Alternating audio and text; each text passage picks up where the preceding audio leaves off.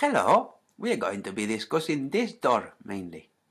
Do you see this door? This door there. Oh, it bend. Did you see? Look, bend. He kick it with his heels. Bend. Bend. It's not a trick of the light, it bend. Bend. Ah, there they are coming out. And there is the door. Oh, they look like horrible maggots coming out of a not very delicious fruit. There is the door. This is a bend. It's a bending. Look. Oh, this is really, really bad bending.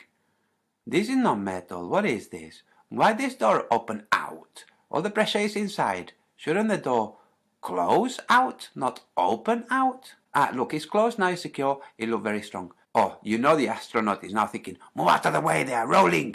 You stupid.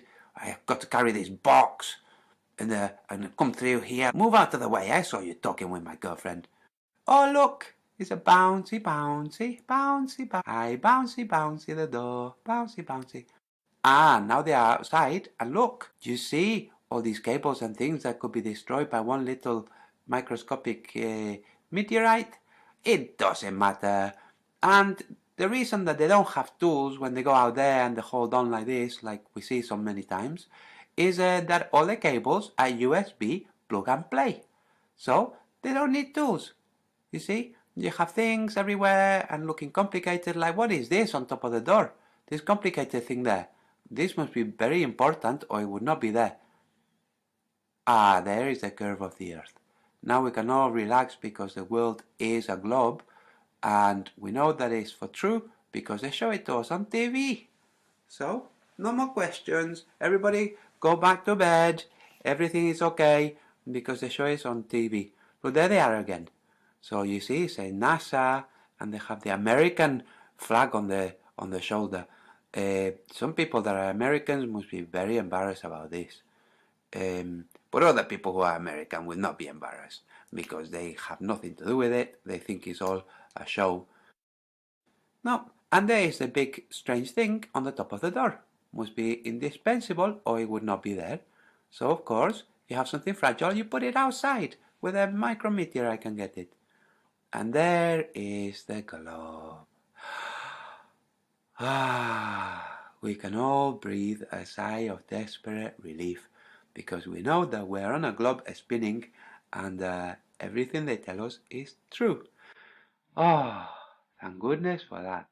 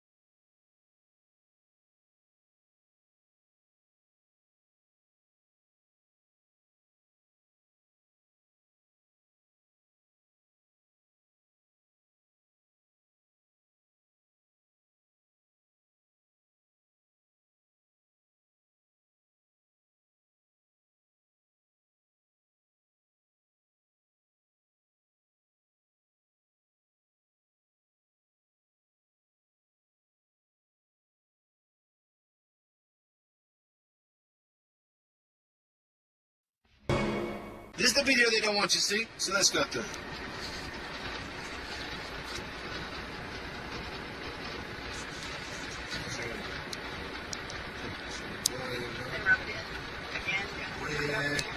I can do that too, lady, if I was hanging upside down with some monkey bars, alright? You ain't doing nothing special. And how come they got this shower station right by an electrical box back there? That blue box with those stripes around it is an electrical, like, station, little electrical station there. Why are you gonna have your shower with a big old electrical box right behind you? This is because it's bullshit, that's why. Yeah, and now you're clean. And see that water that just flew off? You better go grab it before you damn, electrocute one of your cosmonaut asshole friends, alright? There's no hair flying off. Oh, you got magical clippers up there and shit? Is that how it goes? Space is just magical, everything just disappears? Your blood, sweating, your tears, your sneezes, your coughs, your puking, your shitting, your farting, all that just disappears, don't worry about it. Look at this dude. I hope he zips his whole damn self up and sticks it to him. And they close the hatch and blast his ass off like Spock out into space. Look at this dude. Look at this chick. Oh, look how clean their station is. They eat there 3 times a day, right? Look how clean their station is. You're telling me none of that runs off, none of that hits nothing, none of that stains nothing. Look how clean and immaculate everything is. Look how pasty as shit that shit is. Look how clean this dude is. There's no stains on his shirt. There's no stains nowhere on the walls or anything. This is where they eat 3 times a day, and they deal with that pasty shit all the time, right? So how come there's no stains nowhere? You're telling me these people have 0 accidents? Yeah, just toss that, because you're going to have the cleanup crew coming in later when you're fucking sitting in your apartment watching Breaking Bad or some shit. Because this is fucking nonsense. Just toss it. Don't worry about it, right? Look how clean that whole prep station is. There's no stains nowhere. This is fucking bullshit. You're telling me that thing's been up there since the fucking 90s? Put together with, like, some damn Fisher Price riches and some shit by dudes in fat-ass suits? Shut up! That dude's putting honey on taco. There's that Chris Hatfield. That guy is like, oh, that guy just creeps me the hell out. Oh, there's that $50,000 hammer, okay, and a $20,000 fucking crowbar, right? There's that magical floating orb that's CGI. It's not even real, by the way. That thing's not real. Finally, we're doing something constructive on this motherfucker, right? Finally, somebody's doing something constructive instead of playing with their balls and playing with food. Okay, I've seen this in Gravity. I've seen it done better in Gravity, actually. Oh, just bang into shit. Don't worry about it, man. Because, you ain't going to knock it off its bearings or nothing. Don't worry about that shit. Nothing ever goes wrong. Everything's just fine. This guy looks like he just come out of a damn Great Clips. Look at this shit. These people are the best kept people on the planet. Well, they're not on the planet. They're in magical space, right? So, hell, they look like they're going and stepping out to the club, man. Rub-a-dub. Shit, man. I wish I was this kept up. Damn. So you're saying if they're this clean, so that place must stink like heaven, right? No, because they asked one of these assholes up there, what's it smell like? He just says, it's got a funny smell. It smells industrious. Really? Stinking ass motherfucker's been up there not bathing. It just smells industrious. Right? And their clothes are so crisp, it's like it just come out of the damn... There ain't no stains on their shit that they fold up their clothes. Right? Isn't space at a premium? And their clothes are... They got an iron in space? Is that what you're telling me? Or just... Is it magical fabric that NASA produced to not have space wrinkles? Is that what's going on? I would close that hatch on him, by the way, and flip him the bird. Like, ha, you like me now, Dave? See, I wouldn't last up on that space station. Here's another thing. See, why the fuck see, this is all this video is. It was all the last video. This is all the video that they pulled down on my channel. This is all it is. So you ask yourself, why would they pull it down? Why? Because I'm adding common sense to it. That's all. That's not even the best part. Let's keep going. Let's keep going. Oh, I cannot stand Chris Hatfield. Dude.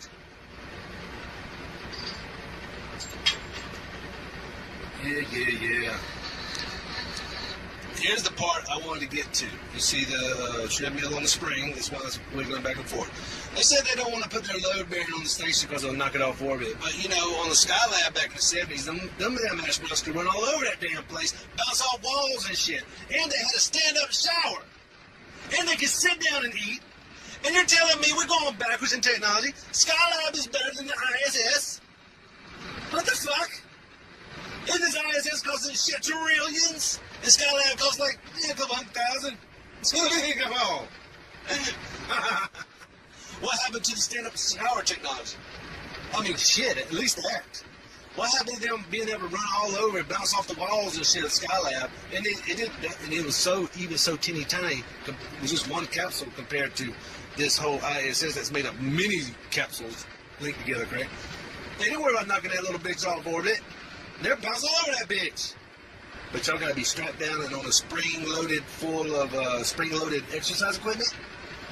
Yeah, so we're going backward in technology. That what you're telling me, NASA? Hey, thanks. Thanks, NASA. You fucking lying devils. Oh, they don't take no bath. Look at this dude. He ain't gonna take no bath. They do this every day. They gonna take no bath. So you telling me that place don't stink. You telling me he don't stink. You telling me she don't stink with all her female parts. They gonna take no bath. What is it? Well, they're not gonna show you sponge bathing their whole body. You telling me they're gonna sponge bathe their whole body with them towels, and that's just gonna magically take care of everything with water? Get the fuck out. Get the fuck out of here, man. You gonna tell me Scott Kelly's gonna be up a year rubbing his big ass and got fatter, by the way. Scott Kelly got fucking fatter. He's supposed to be up there a year. And he ain't gonna stay. He gonna look just so. How does he shave? How the fuck does he shave up there? Psst.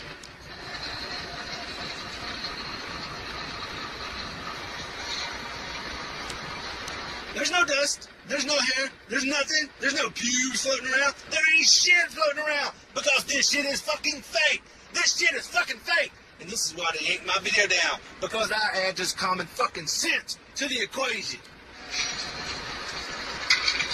Look at these assholes just working out. Ain't gonna take no bath. Alright, and there you go. I did the video again, and these are the same points I made in the last video. So I'll be waiting for them to yank this one down too. And hey, you too. I got a big fat one you can suck on, you motherfuckers. Peace.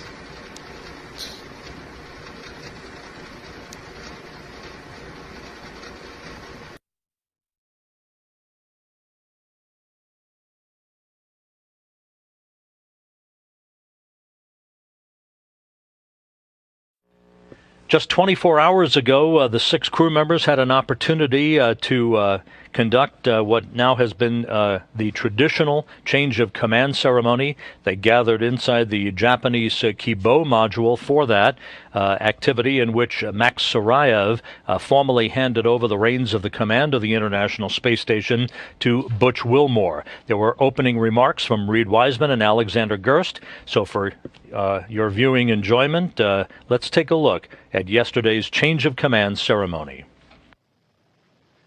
Okay, welcome everybody to the Expedition 41. Now notice Clive Davis always holding his hand into a fist over fist. Now, in the Masonic world, that means time is up. His time has not come up yet. So who does he referring to when he holds his hands over his fist? Someone's time is up. Is Whitney. Okay, welcome everybody to the Expedition 41-42 Change of Command. This is Reed Wiseman. I'm joined with Alex Gerst and Max Sarayev, and the three of us are heading out tomorrow. So we just wanted to kick it off by saying a few words. And for me personally, this is the most unique ship with the most amazing crew and the most incredible ground support that I've ever worked with. And it's been an honor and a privilege to spend 165 days up here. And with that said, I'm looking forward to heading home tomorrow with these two. And I'll hand it over to my German colleague, Dr. Alex Gerst. Yeah, they say this is the most complex machine that humanity has ever built. Now, even after half a year on board, event of this, and let me introduce a new commander of International Space Station, Captain Wilmer Butch.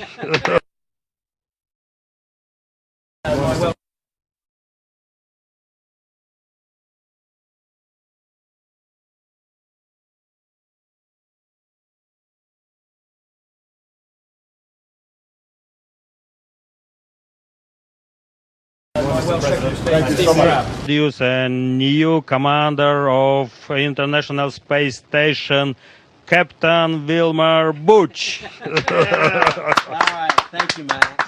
Hey, I want to congratulate you on a great tenure as commander of this engineering marvel. It's nicely done, Max. And to the whole team here, thanks, guys. It's been a wonderful 2 months. We're going to miss you guys when you leave tomorrow. And for the team on Earth, it's an amazing, as Alex said, it's an amazing accomplishments day in and day out, things that takes place here. And you think about all the people literally around the globe working together for the common good of mankind. And I want to, like as they said, thank everyone as we go forward. And with that, we'll say increment 42 has begun. All right? Congrats. All right. Here we go. Congratulations. Congratulations. Thank you all.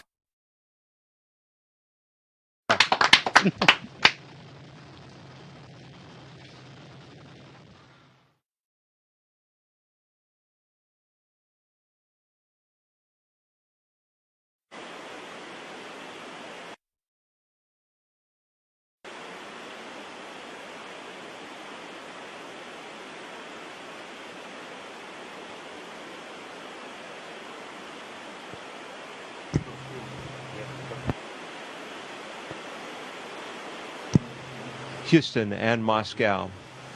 The crew of Expedition 28 has had the discussion about emergency procedures during the transition period that will exist from the change of command ceremony tonight until the hatch closing and official departure. Andre and his crew tomorrow, and it's been great flying with you. It's been great working with you. I am ready to accept command. Thank you. Thank you, Mike.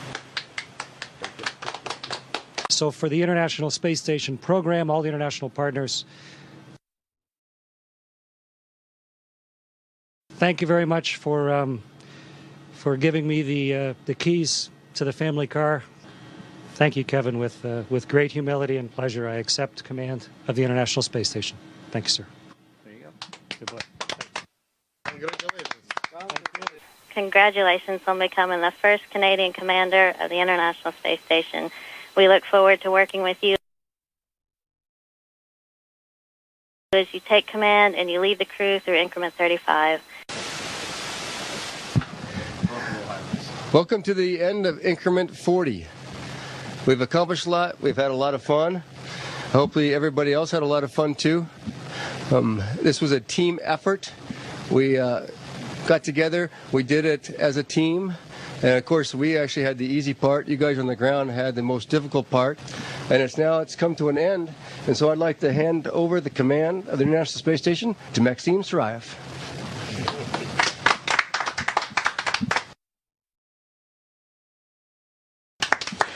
Thank you very much and welcome to increment 41. Houston and Moscow and all of the control centers around the world. From the crew here on board the International Space Station, after having served through Expedition 35, it is time to hand over the command of the spaceship to the Expedition 36 crew. So from this young Canadian kid's dreams to be realized to command a spaceship, on behalf of everybody at the Canadian Space Agency and the International Space Station program that trusted us to do our job right, para. And so I pass command of the International Space Station to Pavel Vladimirovich Vinogradov. Congratulations. Наступил тот момент, когда мы The moment has come that we need to say goodbye to our wonderful home, прекрасной станции, this beautiful station where we spent over 5 months. And I would like to transfer the command of this beautiful home, my space home, to my friend, the new space station Commander Fyodor Yurchikin. Thank you very much, Pavel. Спасибо, дружище. Thank you, my great friend. Expedition 38. Рик Мастракио. Коичи Ваката. Michael Turin, Michael Hopkins, Sergei Ryazansky, and Expedition 38 Commander Oleg Kotov. Welcome on board. Okay, hello everyone. Hello everyone on the ground. So again, I'm really glad to pick up the station from my first commander, Fedor Yurchikhin, and from his excellent crew. Thank you. MCC Moscow. I am taking over the command of Expedition 38. Welcome on board. Welcome Increment 38, and good luck to us in our work. It's a great joy for me to be here with you today. For me, it has been a privilege and an honor to serve as commander of the space station and to work with such a gift crew as well as such dedicated ground support staff at all of the mission control center. So, Gennady, it's your time to be commander. That's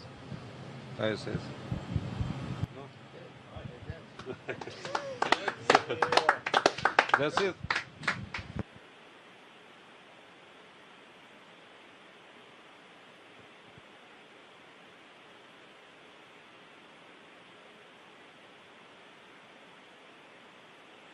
Well done, Expedition 31, and congratulations, Expedition 32. It's a pleasure to work with all of you, and we look forward to many days and hours working with you, Expedition 32, and looking forward to congratulating our friends back down on the ground, Expedition 31.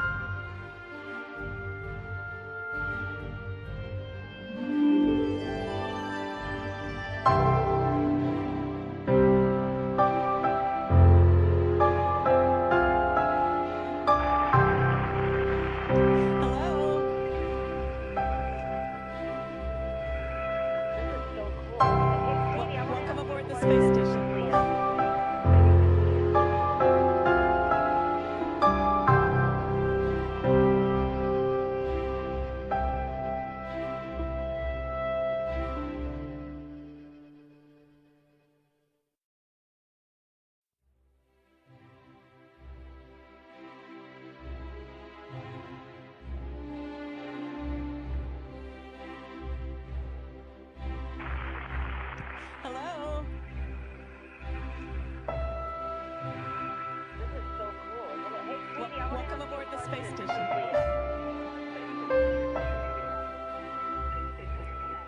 Look at this. Wow. Are you going to be okay, or? This is a late too, so we got to do that.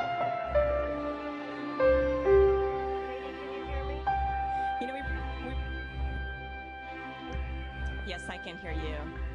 Yes, I can hear you. Oh.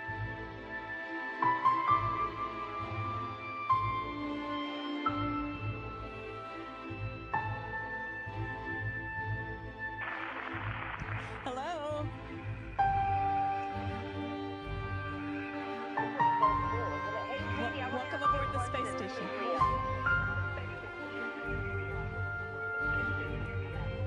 Except that everything we do, we're weightless and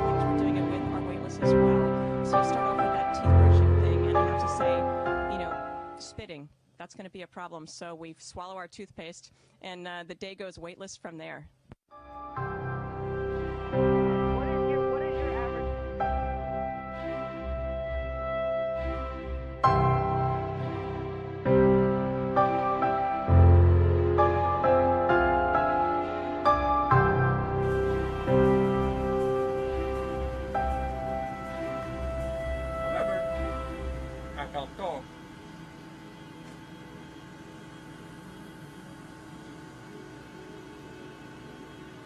As you have seen, when we are finished brushing our teeth, we can't use water to spool our mouth. So we just get rid of the toothpaste in a small cup like this, which of course after a while we exchange. And then we use a little bit of water again to clean our spitting. That's going to be a problem. So we swallow our toothpaste, we swallow our toothpaste, we swallow our toothpaste, swallow our toothpaste. So we just get rid of the toothpaste in a small cup like this.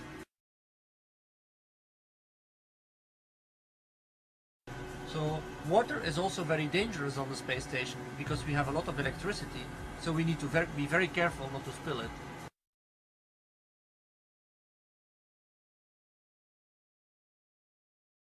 I'm curious, because I know you have kids at home, how do you stay close to your kids? Oh, wow.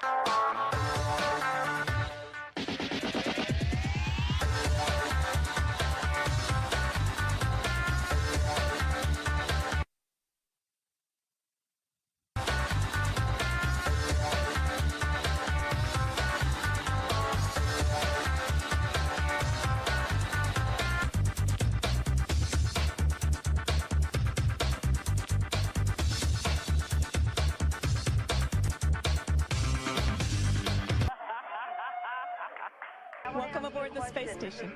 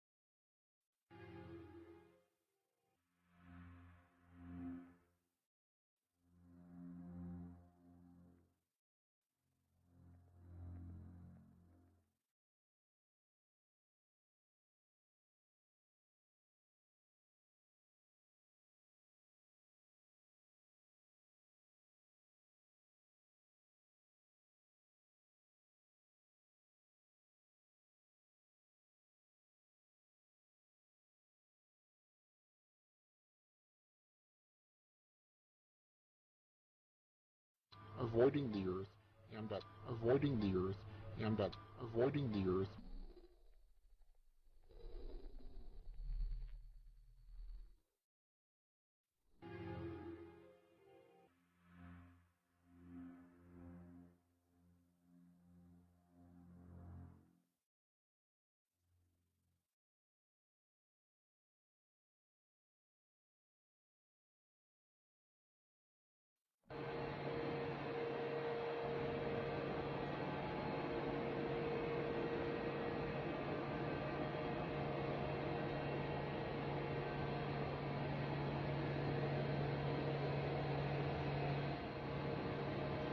This is Node 3. Node 3 is where we do a lot of our daily living.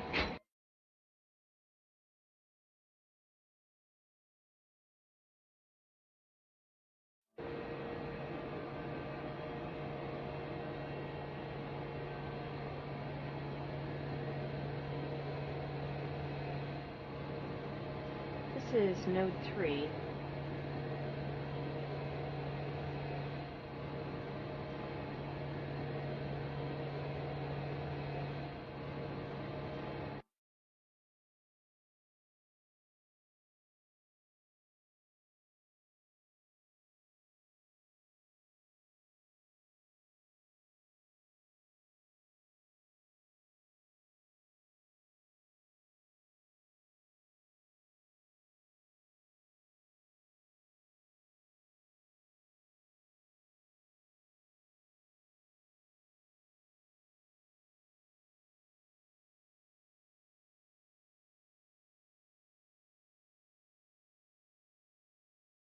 Hey, Satoshi.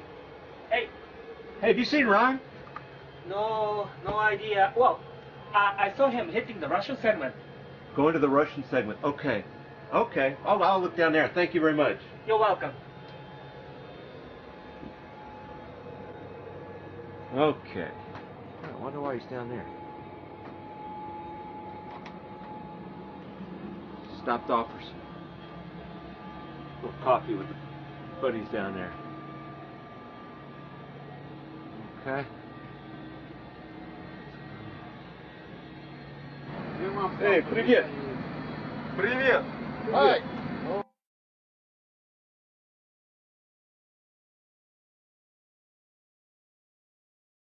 Going to the Russian segment. Okay. Okay. I'll look down there. Thank you very much. You're welcome.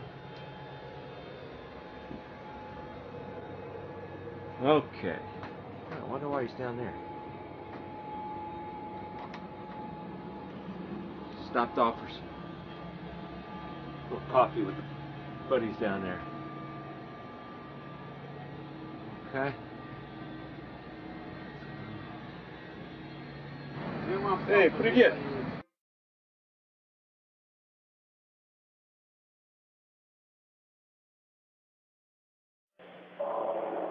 Station, this is Seven Oaks, and Nick Patrick here with about 450 very excited students.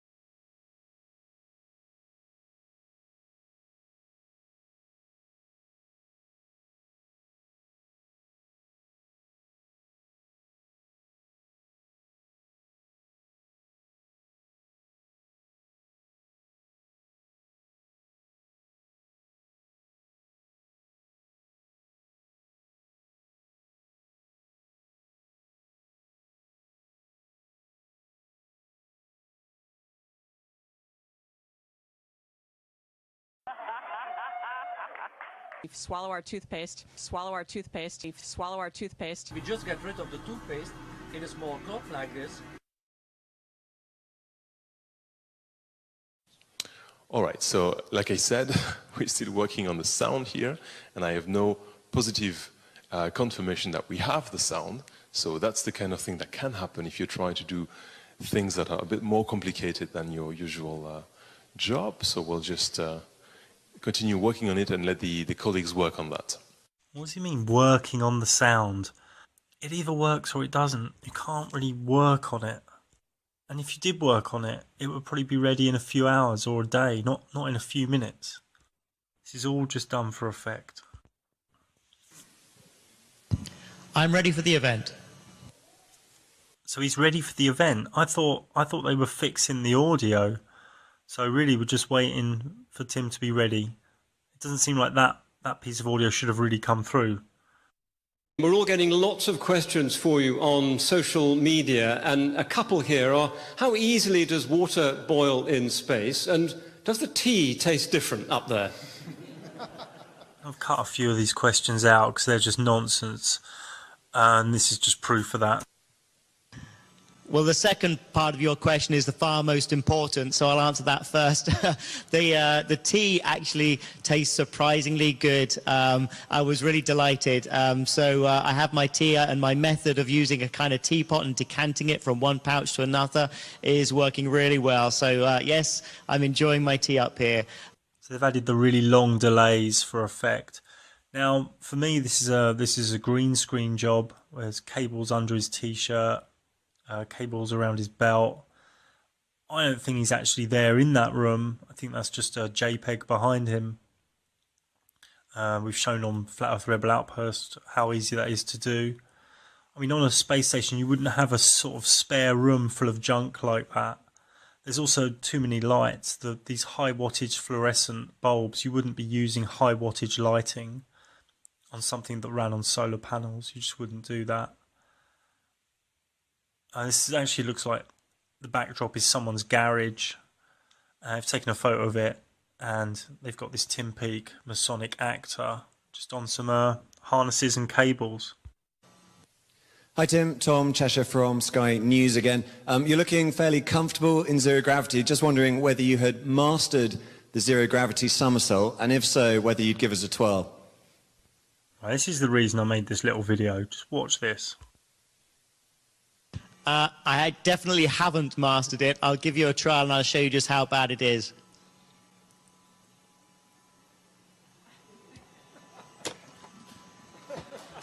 That was great. Practice makes perfect.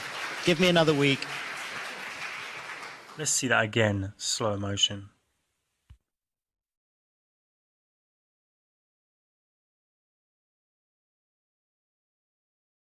Zero gravity, they're trying to say? That is not zero gravity. This one's slowed down even more.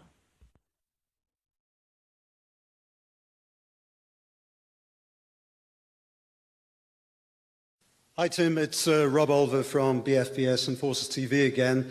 Armed Forces TV. Oh my God, how much programming are they going to put into this little clip? Eating Christmas pudding in strange places, is there any other way that this compares to a military tour of duty? Hi Tim, Tom Cheshire from Sky News. Sleeping presents its difficulties. Astronauts get woken up by cosmic rays on their retina. Have you been bedding in that respect?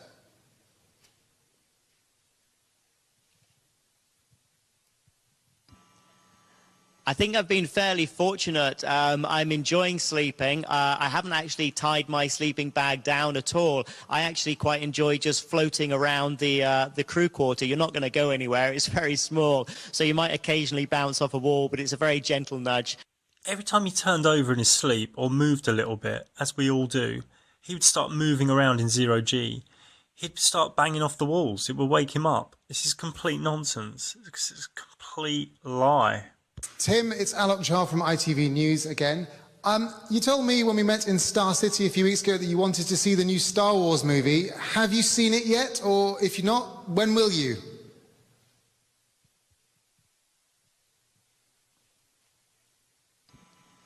No, we haven't seen it yet. We're very excited about the Star Wars movie. I think we're all fans up here, and I believe that on the 21st we may get to see that up here on the space station. So a little bit later than everybody else, but hey, what a spectacular place to watch Star Wars.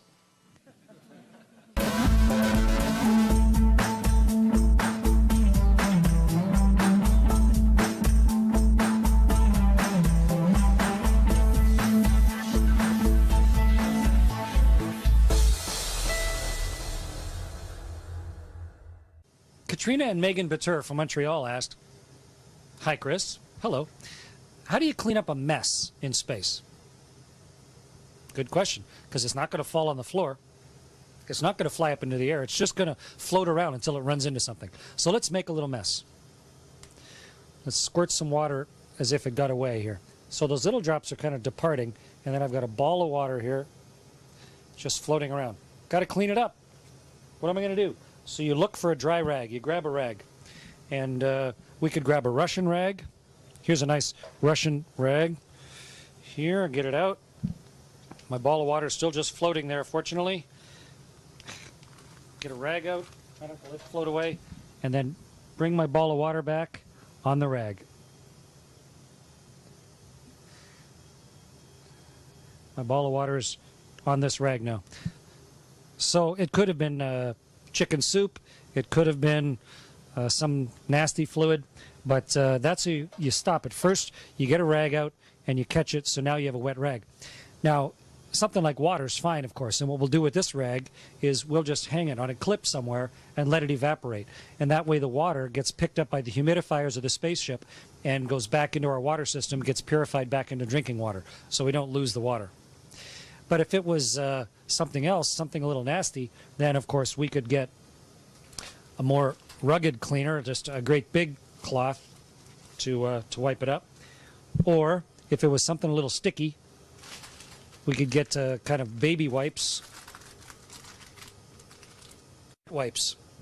We use pre-moistened wipes that then you can clean off the sticky stuff that's maybe stuck to the wall and dried, or if you got jam on something.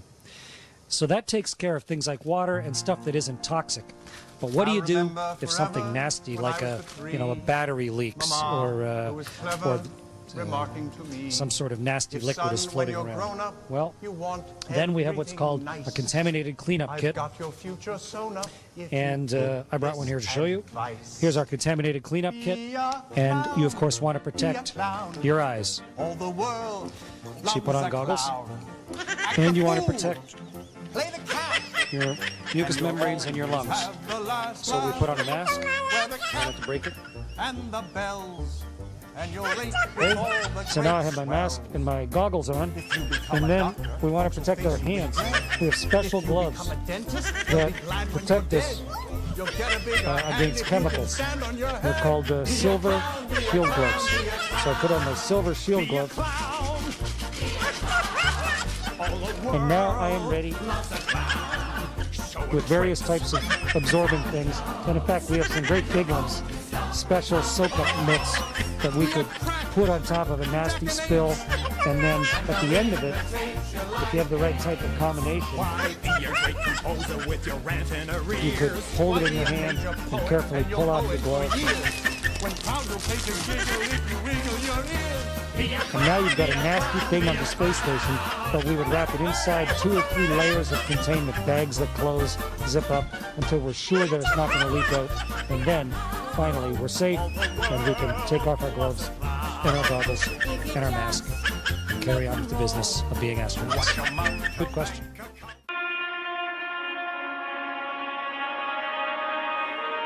Live from NASA's Jet Propulsion Laboratory in Pasadena, California, and on Mars, I want to present to you the team that has brought us back to Mars tonight. About an hour and a half ago, I went outside and looked toward the west, and I saw Mars there, and I said, in an hour and a half, you are going to have a visitor. And the planet smiled, and I knew that we were going to have good luck. Policy. And a guy who was sweating through this, and as he told me a little while ago, he thought he was going to throw up. Well, today on Mars, history was made on Earth.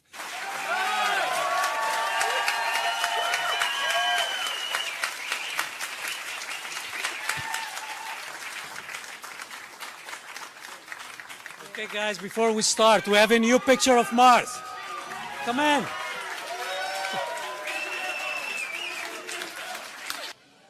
I'm sure all of you want to hear about how things went.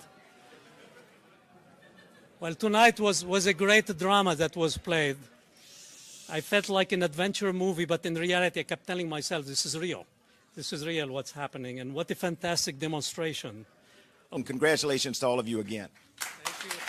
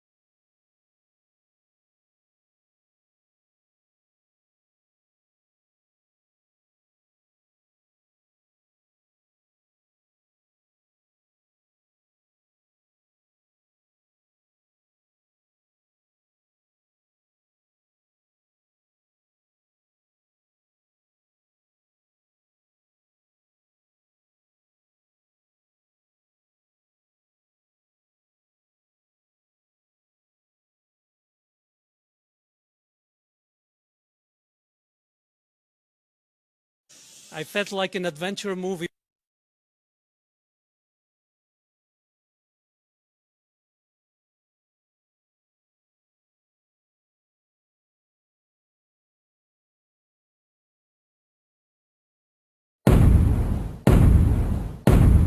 And just think what an inspiration to the young people in the world. It's really inspiring. This is how inspirational. And what a bargain that we got this mission for. This movie costed you less than $7 per American citizen. And look at the excitement that we have brought and the inspiration that we have brought. This movie costed you less than $7 per American citizen. And next week, and next month, and next year, we'll be bringing new discovery every day, every week to all of you. And we are going to continue. There are many out in the community who say that NASA has lost its way, that we don't know how to explore, that we've lost our moxie. I want you to look around tonight, all those folks with the blue shirts, think about what we've achieved. I think it's fair to say that NASA knows how to explore. We've been exploring, and we're on Mars.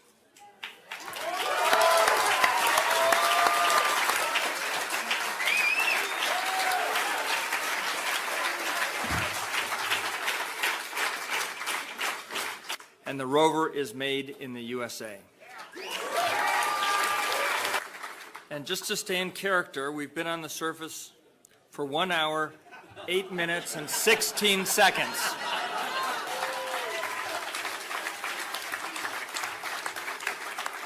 And certainly for the 7 minutes of terror, has started to weave, an unbelievable story.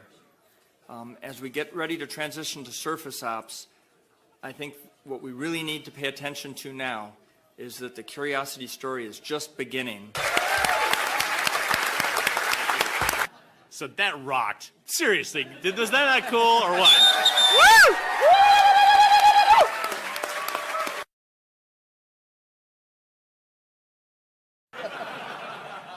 So that rocked. Seriously, was that not cool or what? Woo! Is that Mount Sharp, or what can I see there, and all kinds of stuff. And so he's got the keys pretty soon. Not quite yet, but pretty soon he'll have the keys.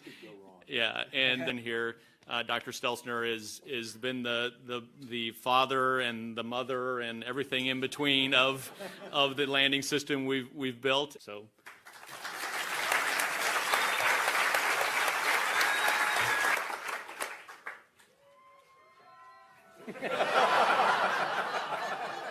Say something profound. I am terribly humbled by this experience. I, forever, secretly, have felt that I do not deserve to be in the position of leading the team that I lead. because they are certainly in some and largely by count of individual more capable than I. Soup to nuts, soup to nuts. And I think that this nation is a truly great representation of a corner or a piece of humanity that reaches out and explores and conquers and engineers. We are kind of tool makers, agriculturalists, pioneers, and that's reflected in the activities and actions and results of tonight. So I want to say thank you to the blue shirts.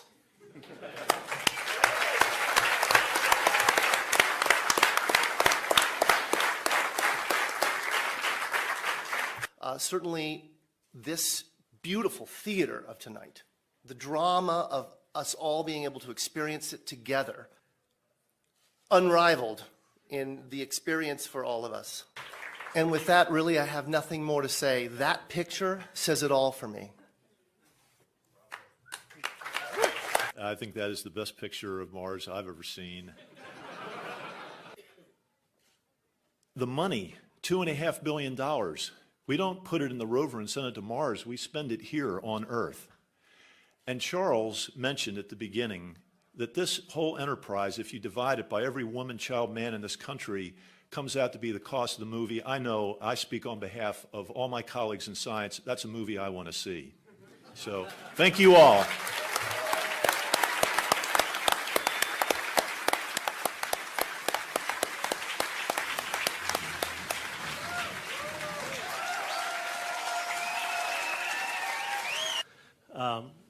Adam, tell us about the landing.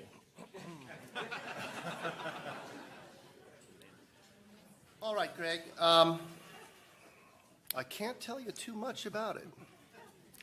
I mean, it looks good. I'm being a little flip. In short, it looked extremely clean.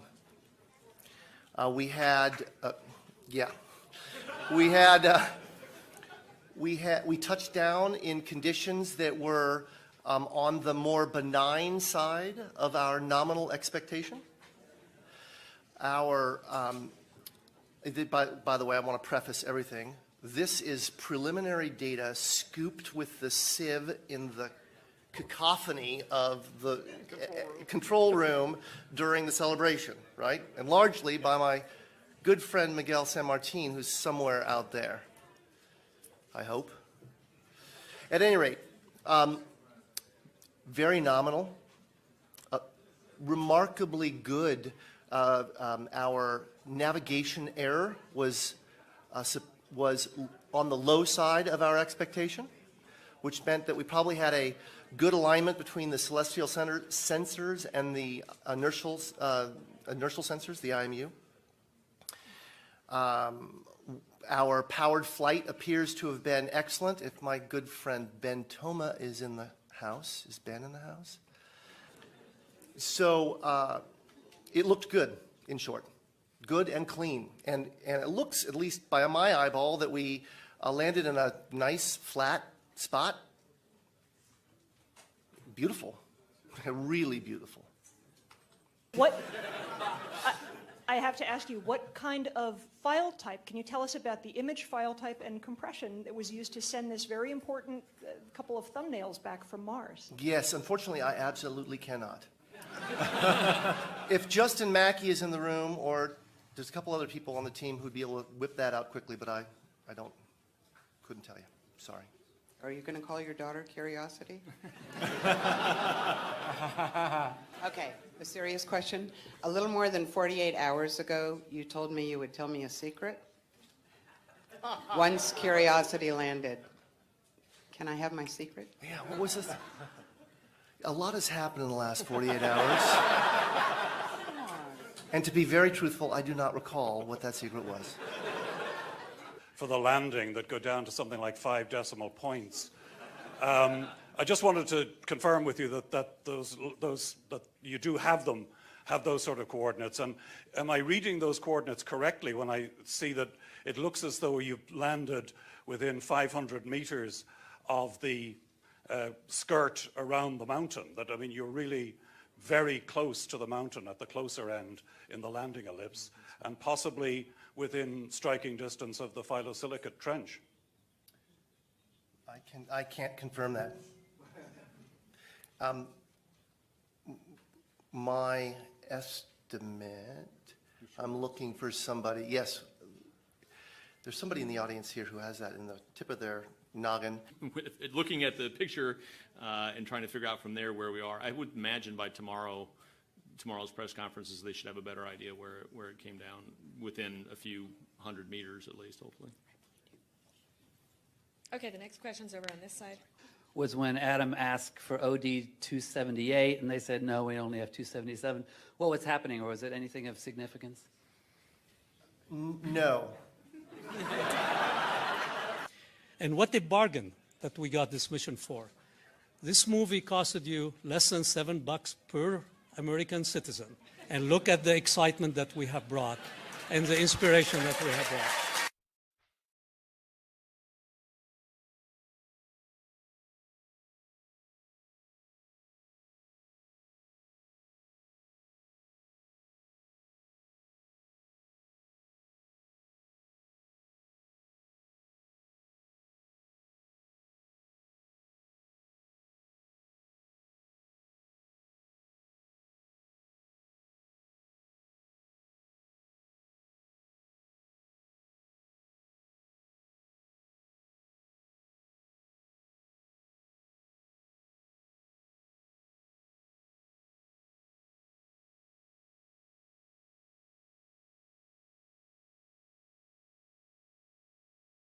Seriously, was that not cool or what?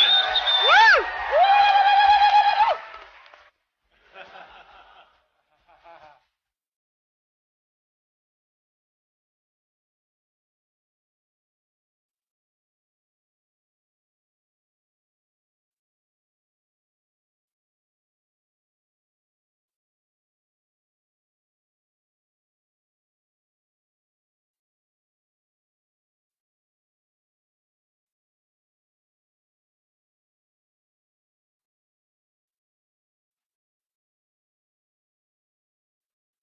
Seriously, was that not cool or what?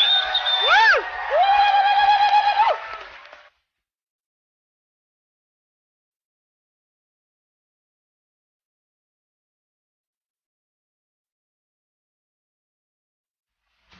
And at the NASA briefing today, they called the surroundings Earth-like and admitted it looks like the Mojave Desert for all you conspiracy theorists.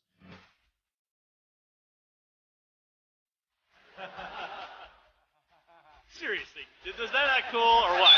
Woo! Everybody seated. Everybody seated. Kind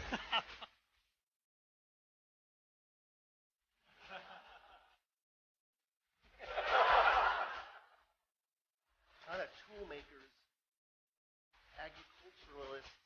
My good friend Miguel San Martin, who's somewhere out there. I hope. Soup to nuts. If Justin Mackey is in the room, or there's a couple other people on the team who'd be able to whip that out quickly, but I'm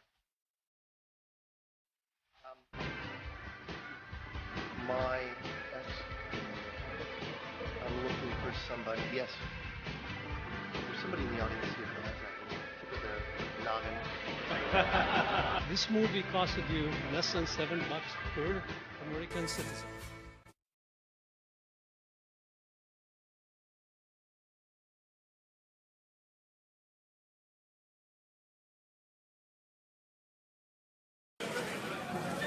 Well, tonight was a great drama that was played, and what a bargain that we got this mission for. This movie costed you less than $7 per American citizen.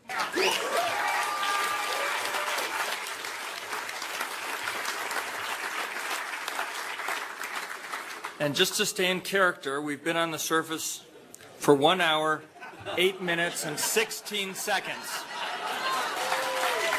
Has started to weave, an unbelievable story. This beautiful theater of tonight. The drama of us all being able to experience it together. The emphasis on the excitement that this generates is what we bestow upon our children.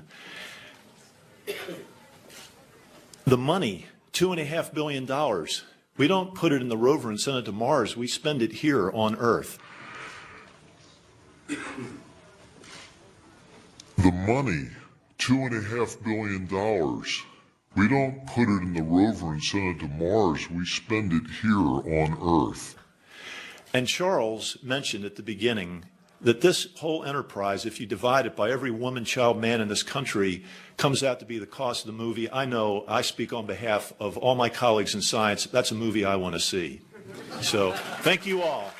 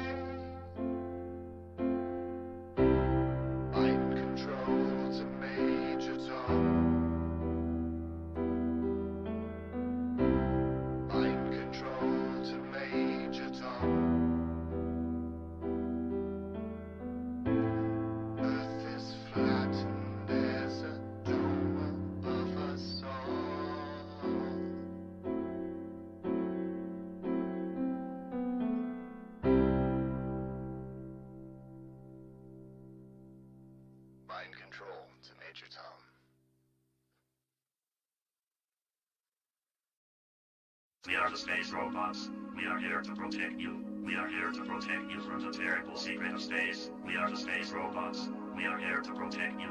We are here to protect you from the terrible secret of space. I am the Booger robot. I shove around to blind people. We are here to protect you. We are here to protect you from the terrible secret of space. We are the space robots. We are here to protect you. We are here to protect you from the terrible secret of space. We are the space robots. We are here to protect you. We are here to protect you from the terrible secret of space. I am the Booger robot. I shove around to blind people. We are here to protect you. We are here to protect you from the terrible secret of space. Space has a terrible power. We are here to protect you from the terrible secret of space. Space has a terrible power. Do you have stairs in your house? We are here to protect you. Pushing will protect you. incorrect. Government will protect you. Government will protect you from the terrible secret of space. Do not trust a cover robot. Government is the answer. We are here to protect you. Do not trust a cover robot. He is malfunctioning. We are here to protect you. We are the space robots. We are here to protect you. We are here to protect you from the terrible secret of space. We are the space robots. We are here to protect you. We are here to protect you from the terrible secret of space. Wow, that is amazing. That is amazing. That is amazing.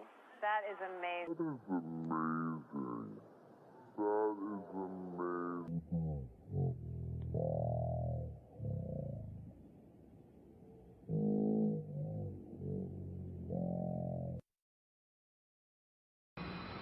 You ready? Okay, just keep telling me. Move back. Here we go. My hand looks like, oh, look at that, yeah, oh. There we go. Yeah, that's good. That's good. Shows that I look like I have a floating head. I have a black shirt on, and it blends with the black background, so I'm just a floating head.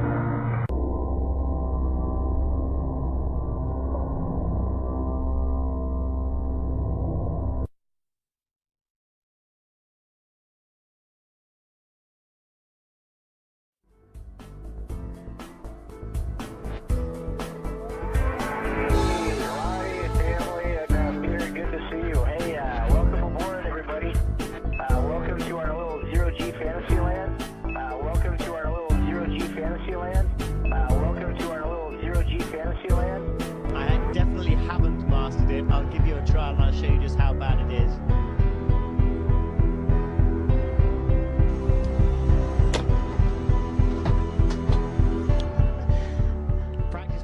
At first, this looks like a full motion scene to me, but on closer inspection, I think this is a suspended mode scene. When it's sped up, you can kind of see them swinging, and it has the same backdrop as the other suspended mode scenes. And then there's this weird part. Rick Mastracchio puts out his hand, and he moves forward. Maybe he's using his feet to wedge himself forward somehow, but it doesn't look like it. The floor is smooth. His foot is behind that blue handle that's attached to the floor that he keeps both of his feet under and keeps shuffling back and forth on. He sticks his left hand out, and then he just moves forward. He is Superman. That's how Superman moves forward. He sticks out his arm, and he flies. The extended mode is much quieter than the full motion mode. In full motion mode, you can actually hear the sound of the jet engines, the engines of the airplane. In every single scene of full motion mode, in every segment of the International Space Station, you can hear this loud sound, the sound of the jet engines. You could argue that it's the air conditioning system. Not even an office air conditioner is that loud. And why is there a loud sound in every segment of the International Space Station? That's because no matter how soundproof you make it, you can't filter out all of the sound of the jet engines. An airplane is just too noisy. You can put noise-cancelling headphones on when you're on a plane, and that doesn't stop the sound from getting through. It muffles it. They also use microphones that don't pick up very far away. If you have a look at this scene here, you can see that when the microphone's in the middle, pointing towards the guy in the middle, you can't hear the sound of jet engines as much, but when the microphone goes to the guy on the side, you can hear the sound of jet engines. To destinations beyond Earth orbit. Right now, we only can fly in Earth orbit. We only can fly in Earth orbit. That's the farthest that we can go. We only can fly in Earth orbit. That's the farthest that we can go. Tell me what it's like to be in space. What's it like to be in space? Well, it's a lot like being in the pool here. Leo Enright from Irish Television. The unmanned spaceflight website has coordinates for the landing that go down to something like 5 decimal points.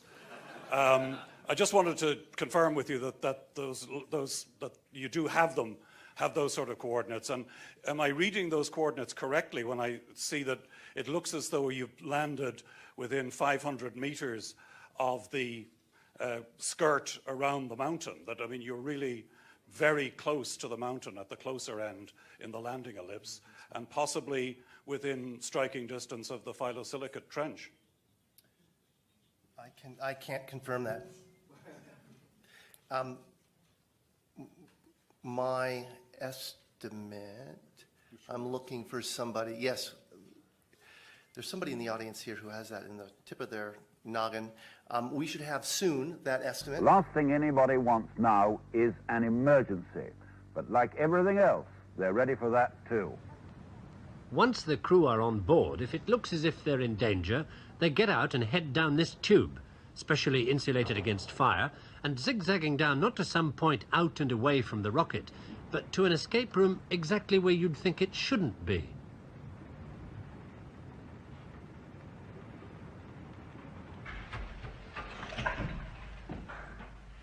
Three and a half minutes after they get the warning in the capsule, the crew could be down here in the blast escape room via that 200-foot escape tube, 40 feet below the base of the rocket. They find themselves in a totally rubber room, walls and floors, and they head for safety through a 6-inch steel door. Once they're behind that door, it doesn't matter what comes down this tube behind them.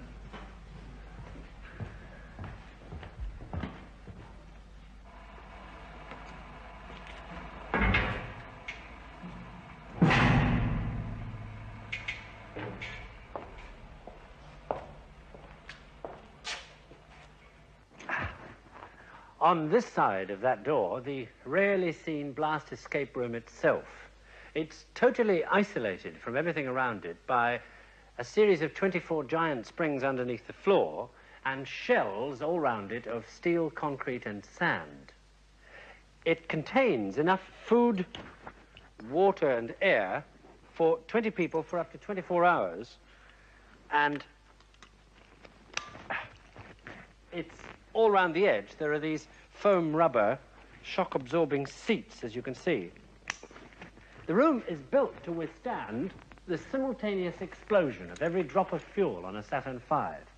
And in that event, strapped into your shock-absorbing seat, if your rocket did blow itself to bits 40 feet above your head, all you'd feel would be a mild rumble from somewhere up there. Taking a look at supposed astronaut Scott Kelly wearing a gorilla suit, only CGI. Now again, clowning around in space with this garbage. They're going to pack up this phony tux. They're going to pack up all these cameras, a gorilla suit with that canopy, the guitar with Chris Hadfield, the chessboards, the phony baloney ball Earth. I mean, all these gadgets and gimmicks where they have whoopee cushions in space. They have Easter eggs. They have these stuffed animals, these toys.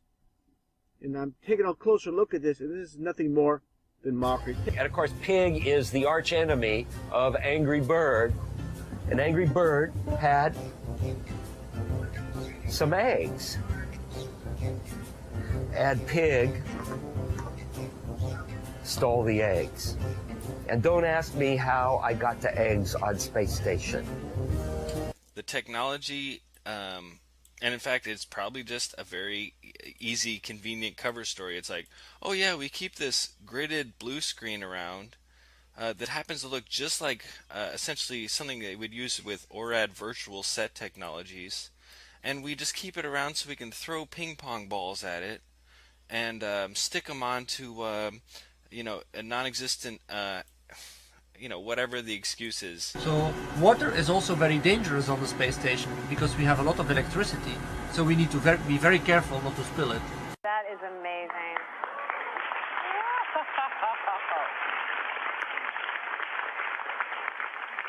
So I'm curious, because I know you have kids at home, how do you stay close to your kids? Oh, wow. So water is also very dangerous on the space station because we have a lot of electricity. So we need to be very careful not I'm just putting some hot water, squirting it onto my scalp.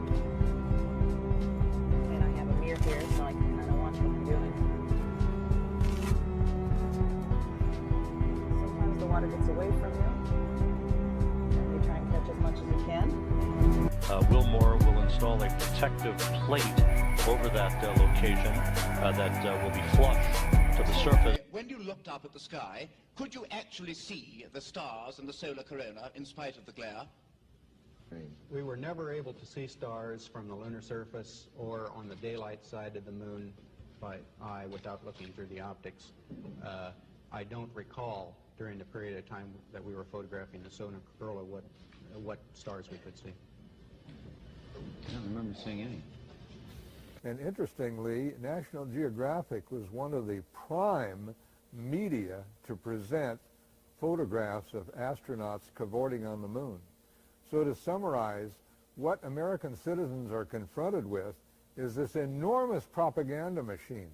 For example, the U.S. Air Force has the largest movie studios and more equipment in San Bernardino than any studio in Hollywood.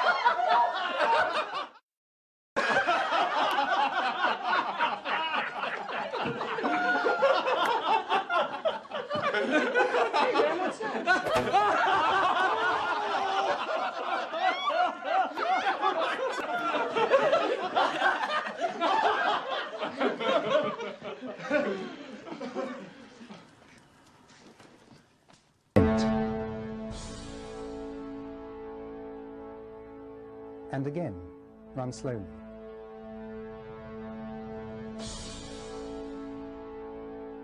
And once more. There are other examples too. This one is from Apollo 17 during the flag scene. You can see the ping at the top of the frame.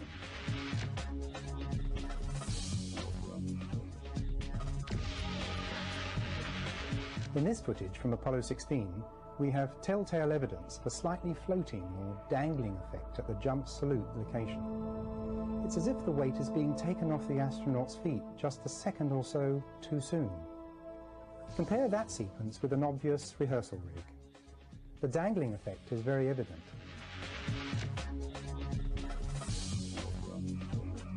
And here again, from the same mission, Apollo 16, we have an astronaut who is about to get up. Give me a hand. Okay, here we go. Let me give you a hand, he says. There goes bag. There goes another bag. Bag. Coming.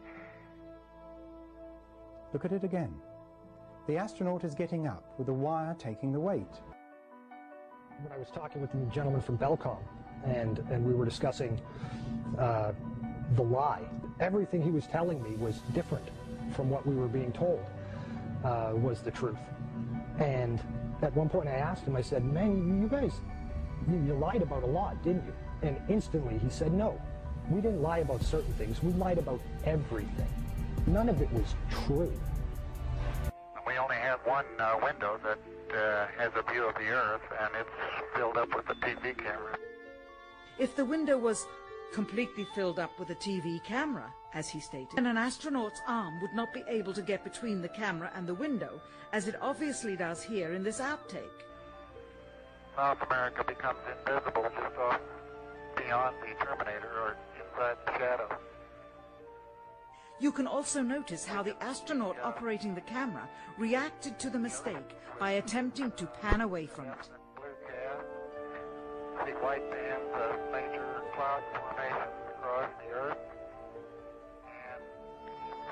This is a segment that they believed wasn't even being recorded, much less suitable for broadcast, for the lens was being zoomed out and the scene was being changed to that of an interior of the astronauts at work, and apparently the stop button popped back up on the recorder without notice.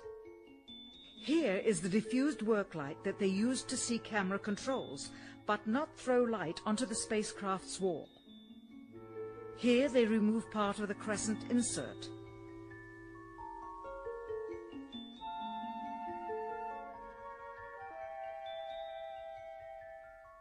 Finally, the iris is opened up to see the real location of the camera and the very bright and near Earth out the window. Here is the slate for the 19th of July. You're over, but I think that's a pretty good shot. How's that? Let me get the focus right. One more time. Okay, it's partially covering her over, but I think that's a pretty good shot. How's that? Let me get the focus right. Sensors aboard will record radiation levels for scientists to study. We must solve these challenges before we send people through this region of space. We must solve these challenges before we send people through this region of space. Doesn't have it either. The Smithsonian doesn't have it. Johnson doesn't have it. Right. We've been unable to track it down. I mean, we don't know where this telemetry data ended up, and we don't know what path it may have taken. So, unfortunately, I'm afraid I can't really give you much of a clue as to where this data ended up and whether it still exists or not. Closer look at the supposed two images provided from NASA of Jupiter. Here's the problem again: 2016, 2014. What's the difference here? Well, the difference is they added the supposed auroras on the north. I mean, this is nothing but a Christmas tree. Give me a break. Take a look here. I mean, all the clouds are in the same exact position. Just the 2016 image is a bit, I would say, darker. This is a bit lighter in 2014. Here's a side-by-side. I mean, people can't see what's taking place here with NASA. Nothing more than fakery. I mean, give me a break. This is a complete insult if you have a brain in your head. Droppo! Droppo, you rascal, where are you?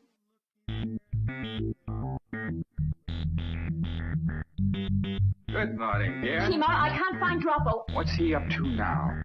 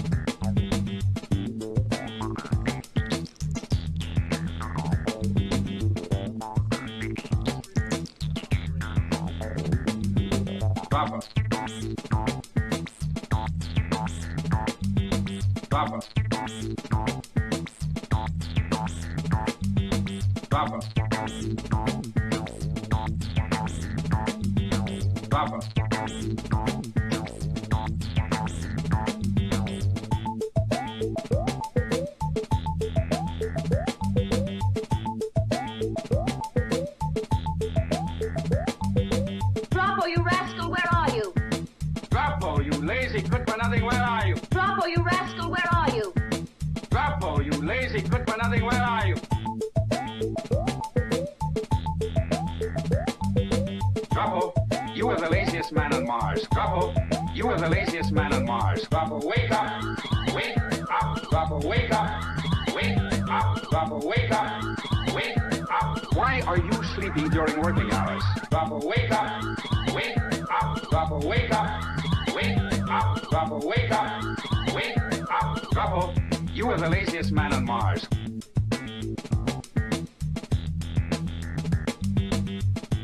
Stand up. Stand up. Stand up. Stand up.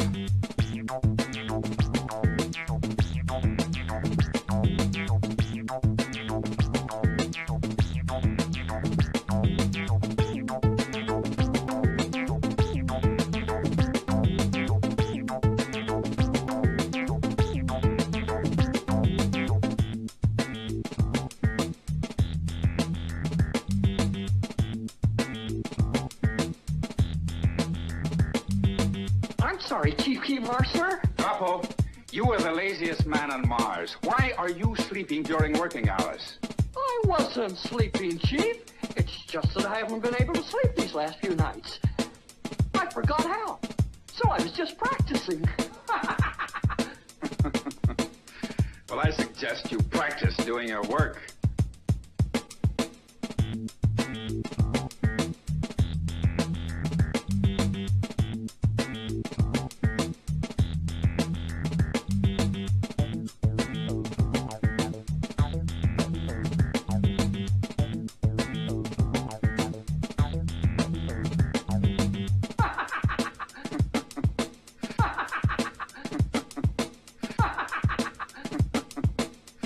Well, I suggest you practice doing your work.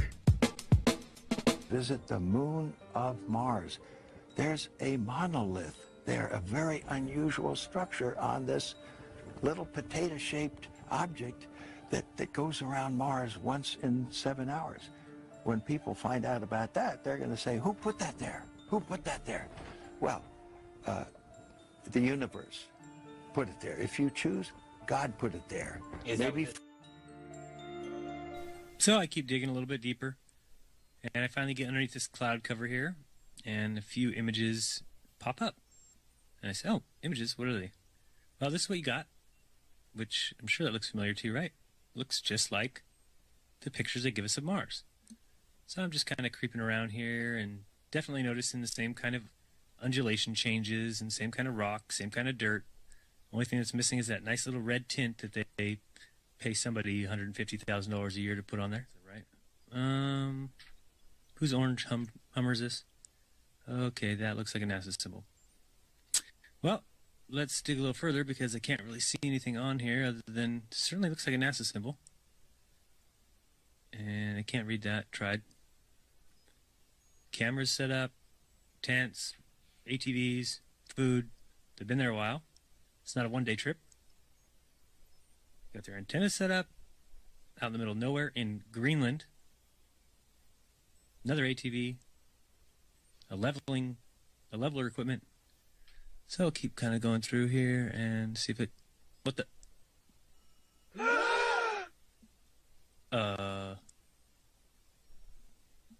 Yeah. So. I think I found out where Mars is, guys. It's just about 1,000 miles north of me. Not quite the distance that NASA says. But I can't find anybody who's in charge of this. They must be hiding behind these rocks. Oh, no, there they are out in front of everybody. Just standing there. Lovely. Clown number 1, clown number 2, and clown number 3. This thing's just driving around taking pictures. Unbelievable. Actually, if you ask me, it's quite believable. But what do you think? Are they sending scientists up on ATVs to practice on the rover in a remote island in Greenland?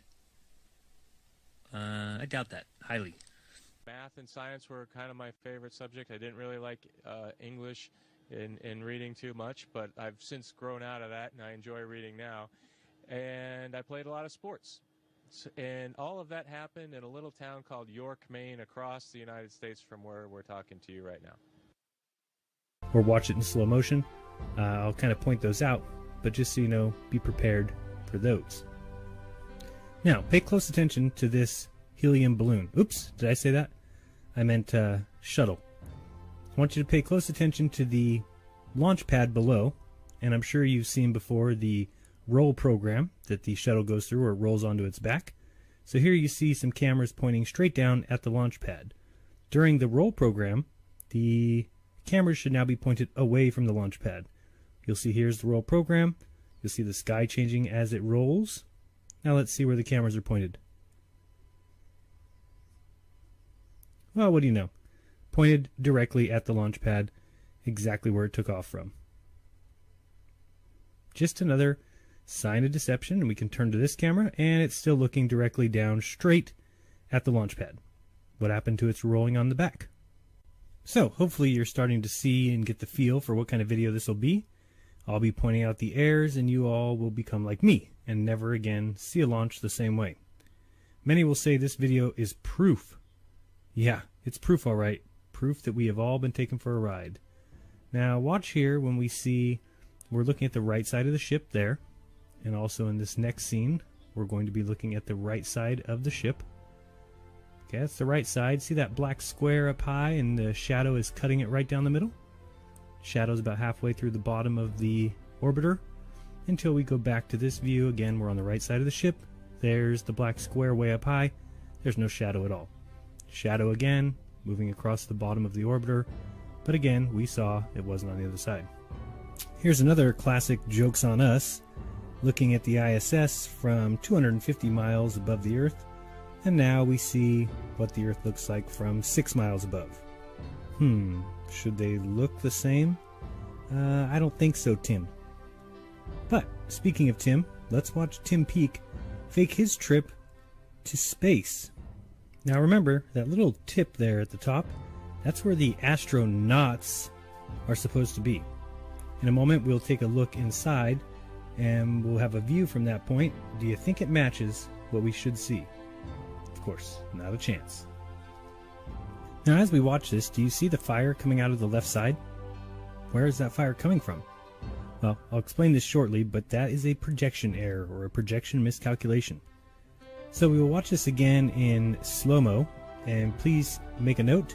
When I do slow down a video, I want to let you know, so if you look into the upper left-hand corner, you'll see a little slow-mo icon. And that's the way you know that I've slowed something down. Again, we can look at the fire that is coming out of the left side of the rocket. Certainly not coming from where it's supposed to be. And it'll slowly kind of disappear as the rocket turns. But I will show you that shortly and why I call that a projection issue. Now, we continue watching Tim Peake and his colleagues and fellow astronauts, Liza Lott and Loda Bull, and they continue on their little flight there. Now right there, if you looked real carefully, you would have seen the white tip fly out. We're going to watch this in slow motion again because it is some horseshit. Again, if you just look at this part here, if that is flying up and out to space, why is it that the items that are falling when they're jettisoned are actually keeping up with the height of it? It's because by this time, the item is going down. Here we are in slow motion. You'll see the white tip has already popped out, and then we got a disappearing act followed by this thing speeding up and doing who knows what before these four things are jettisoned. It is some unadulterated deception, a crazy lie, and yet people believe it. You'll see there, you can still see the tip way down below everything else because everything is falling into the ocean. Indeed. Watch this again. So you've got your white piece already down below. It's already been separated. The tip where the astronauts are, we get the disappearing act, then it flies forward, then you get the jettison. And what do you know? Deception wrapped up in a pretty little bow. Here we're going to watch it just one more time so you can see right here as we pause it at the disappearing act. Where did everything go? I don't know.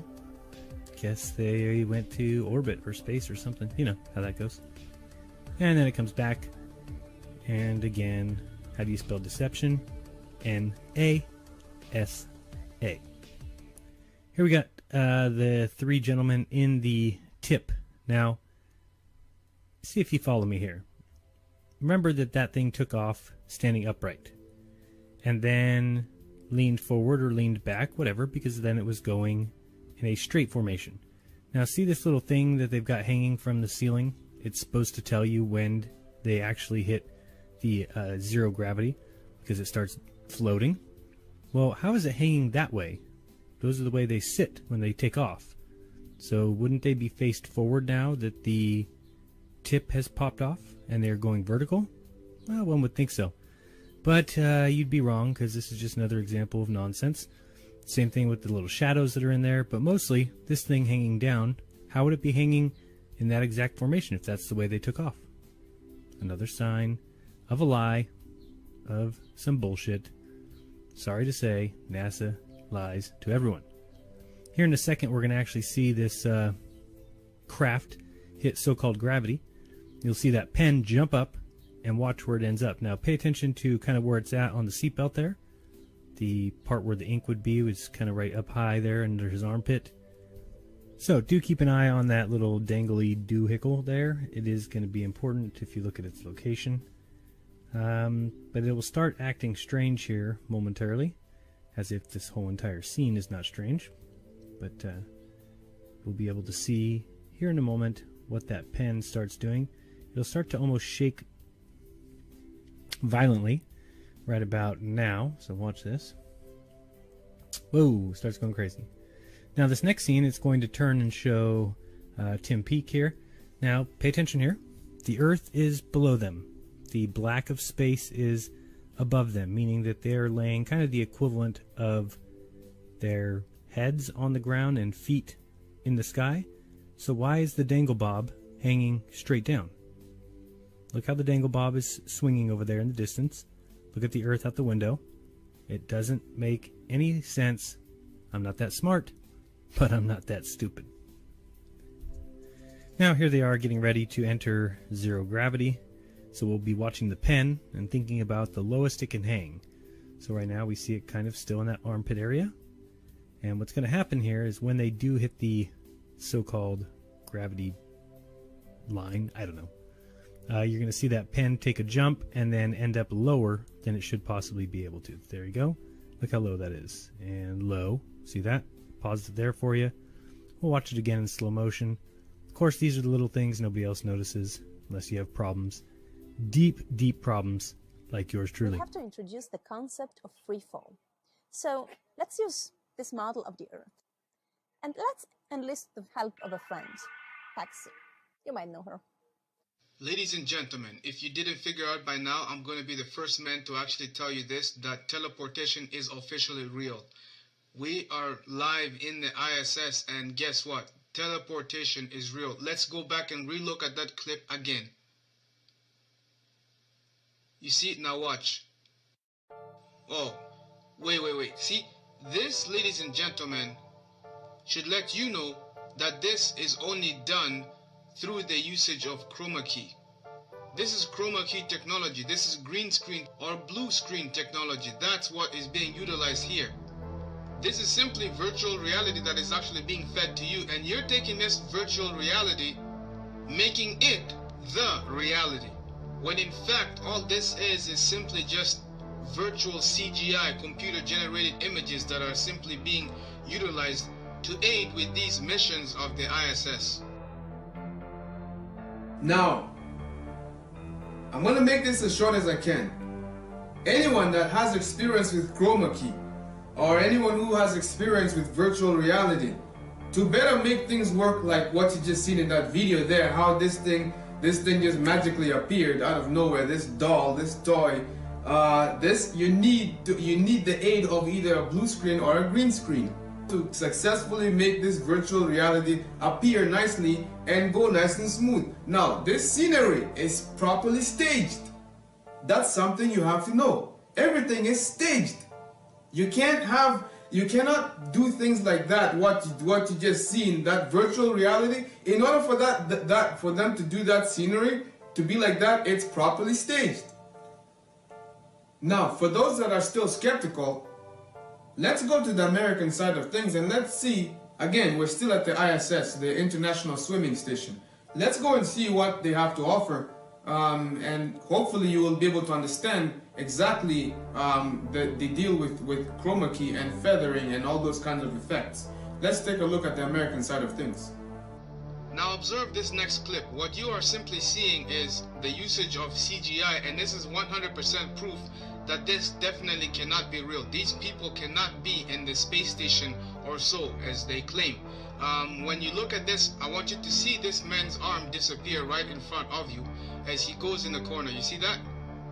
Once again, first of all, you may think that your eyes are simply tricking you, or you are probably just seeing things and it's not real, but I'm assuring you right now, this is very real. This is the footage that's been obtained from NASA itself. So what you are seeing, this is a raw footage that has not been tampered with. This is directly from the so-called ISS, the International Swimming Station. So you decide for yourself. If we have the technology to build the space station and have people go and live in the space station for months and months at a time, and they are there constantly reporting back to Earth the things that they are finding there, then the question is, why go through all this trouble as far as faking the space station itself?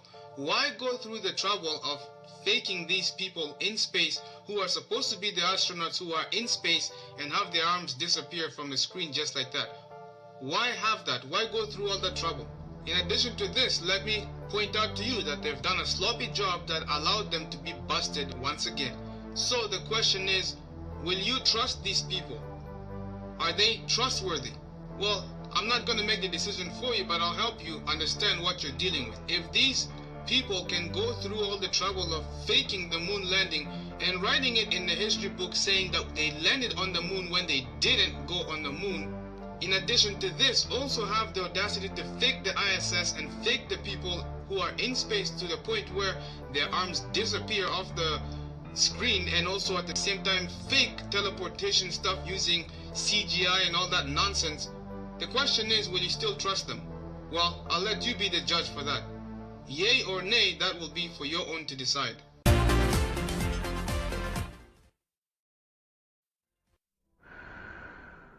So this has been something that's been nagging away at me for quite a few weeks now. One of my more recent little obsessions, if you will. Because it's prompted me to start to wonder if in any of the footage of the so-called real spacewalks, or EVAs, extravehicular activities, in any of the space programs, because I've been wondering if I could actually find a singular piece of footage which undeniably shows the astronaut going from inside the craft or space station, being in the artificial atmosphere with inside the cabin, to putting on his spacesuit and having the airlock open and then floating out to the exterior. You would think that this would be a simple enough piece of footage to find. After all, 2015 marked the 50th anniversary of the first EVAs in history. That's 50 years of spacewalks now. And you'd think that there should be copious amounts of footage from handheld cameras or other cameras showing uncut, unedited, continuous shots of any astronaut going from within the cabin outside into space. So this is what I've been looking for, scouring as much footage from the early Gemini and Russian EVA missions to Apollo to the space shuttle and then on to the Mir and International Space Station missions. And sure enough, I can't say that as of yet I found anything which represents this kind of unedited, continuous shot. We can find lots of footage taken from outside showing the astronauts supposedly exiting the hatch. And we can find footage of the astronauts prepping and putting on their suits in what is clearly an air-filled environment. But the question of trying to find something which shows them undeniably going from the interior pressurized cabin out into the vacuum of space, for the life of me, I cannot find this. And again, when we consider how many Hollywood movies incorporate scenes involving the airlock, because of just how much danger is involved, and not to mention how much just personal excitement would be experienced on the part of the astronaut getting their first look at space from outside the vehicle. It's really hard to comprehend that no one ever considered capturing such a piece of footage. If I were to come across footage that seemed to undeniably show this, it'd be really hard to explain it away. It would be a really difficult thing to fake. And that's the whole point. Because if you are familiar with all the kinds of critical observation that has been done on things like the ISS or so many of these other space missions involving space bubbles and harnesses and all these very peculiar anomalies, it makes a lot of sense. Because obviously the ways that they are having to try and fake the interior shots of the ISS or any other spacecraft or space station with simulated zero gravity would be quite different from the ways that they fake the outside shots using blackout pools and things like this. So going seamlessly from an interior shot in an air-filled cabin to a pool filled with water obviously would pose a whole host of problems. So Hey, Ronnie, family, and Peter, good to see you. Hey, welcome aboard, everybody. Welcome to our little zero-G fantasy land, and it's great to have you guys in mission control. Yeah, we understand you're going to provide us some entertainment this evening. You know, NASA flight director made us close our windows today. We can't even look out the windows all night. So, yeah, that's right. You're guilty. So it's good to see you guys and have somebody to talk to on the planet Earth. How are you guys doing? I'm personally thankful for my friends and family, especially my wife and children, and I'm looking forward to seeing them here soon. And just to add a little bit to what Chell said, you know, being on the space station here and looking down at our incredibly beautiful planet gives us a different perspective on what it means to be, you know, citizens of planet Earth. And, you know, since I've been up here, we've seen, you know, so many bad things that often happen down there. We follow that on the news. And it just makes me really thankful to live in a country like the United States that, you know, provides us with freedom and opportunity. And, you know, for me being a middle-class kid from New Jersey, to just have the privilege to come up here and represent my country like this. So this is what I'm thankful for on this Thanksgiving. Especially my wife and children, and I'm looking forward to seeing them here soon.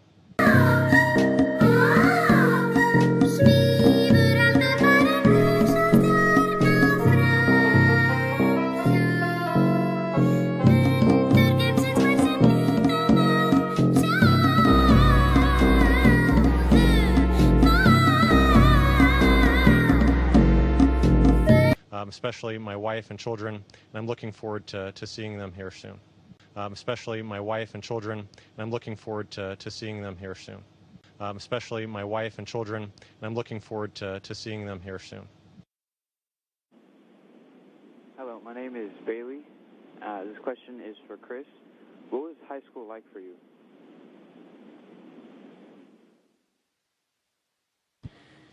Well, it was the 1980s, so the music was different, the hairstyle was different, the clothes we wore were different than today, but probably in 5 or 10 years it'll be the same.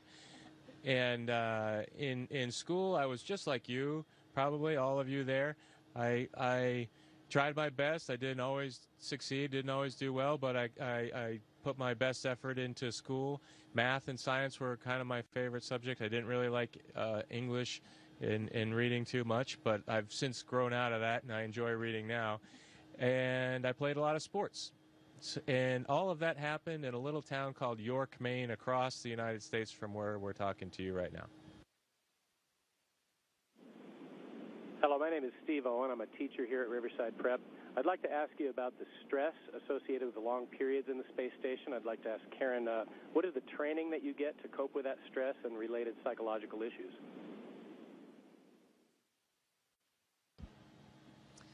Well, for psychological issues, actually, when we are selected as astronauts, we go through quite a vigorous psychological screening process. You certainly don't want somebody who comes up here and has a breakdown or is claustrophobic.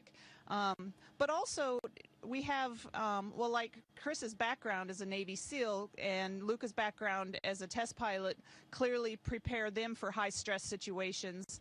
I could also argue that going through the process of getting a PhD can be a high-stress thing as well. And so, generally, when people get to the point where they're applying for this job, they've been through several things in their life that are high stress, and have proven that they can handle it and that they can get through it. And then also, once we start as an astronaut, for me, who did not have a flying background or have the military background where maybe I was put under some of that stress in a very critical situation, we started flying T-38s, the jet aircraft that we fly in the astronaut office. And for me, that was very good training, because your life is on the line if you do something really silly or stupid in the airplane. And so you really learn to work under a stressful situation. And I think that's very important when you're living up here. Hi, my name is...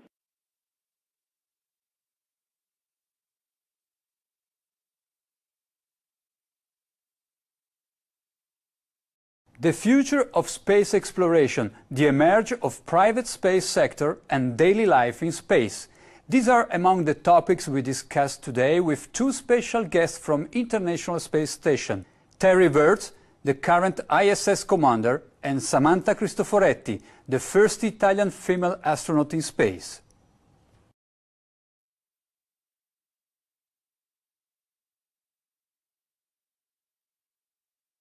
Hi Terry, buongiorno Samantha. Thank you very much for joining us on Euronews.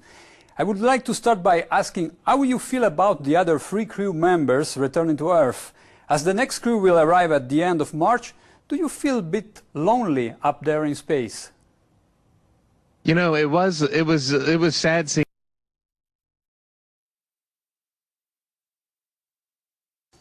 And what comes after the International Space Station once its mission is over? How do we ensure the presence of humans in space? Well, that's a great question. The plan that NASA has is to build a rocket called SLS, which is a heavy lift rocket. It's something that is much bigger than what we have today, and it will be able to launch the Orion capsule with humans on board, as well as landers or other components to destinations beyond Earth orbit. Right now, we only can fly in Earth orbit. That's the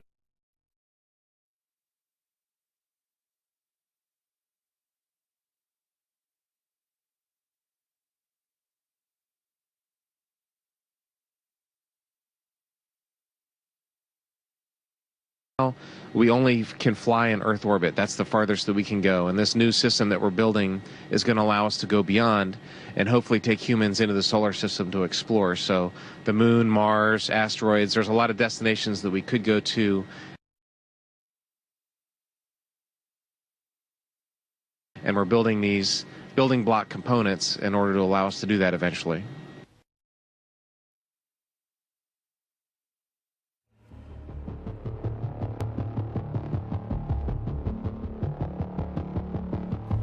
Orion is getting ready to launch.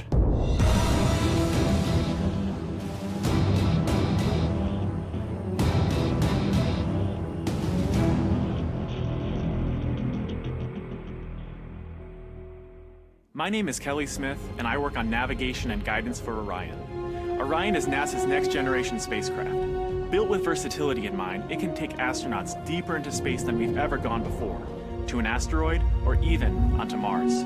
For these missions, Orion has to be one tough spacecraft, withstanding high speeds, searing temperatures, and extreme radiation. Before we can send astronauts into space on Orion, we have to test all of its systems. And there's only one way to know if we got it right. No astronauts will be aboard. The spacecraft is loaded with sensors to record and measure all aspects of the flight in every detail. It all begins with launch, aboard a Delta IV as the spacecraft and the upper stage begin their first lap around Earth. Mission Control in Houston is monitoring the progress of the flight. Orion's over 100 miles up and going about 17,000 miles per hour. Just as it passes over the Indian Ocean, we lose communication. As we get further away from Earth, we'll pass through the Van Allen belts, an area of dangerous radiation.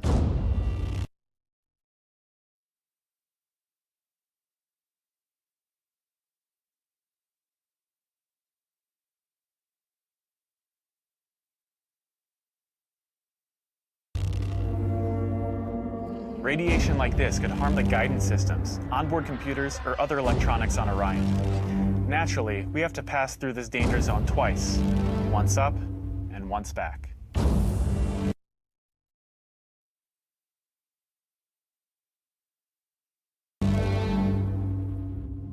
But Orion has protection. Shielding will be put to the test as the vehicle cuts through the waves of radiation. Sensors aboard will record radiation levels for scientists to study. We must solve these challenges before we send people through this region of space.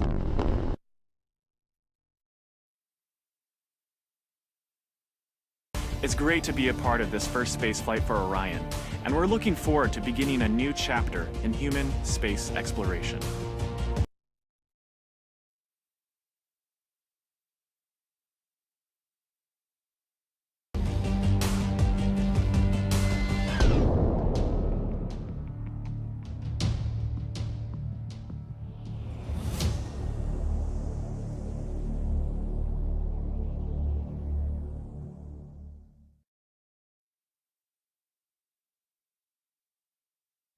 After uploading that short clip of supposed Canadian astronaut Chris Hadfield talking about eventually going to the moon, I'm going to upload this longer version, only about a little bit over a minute long.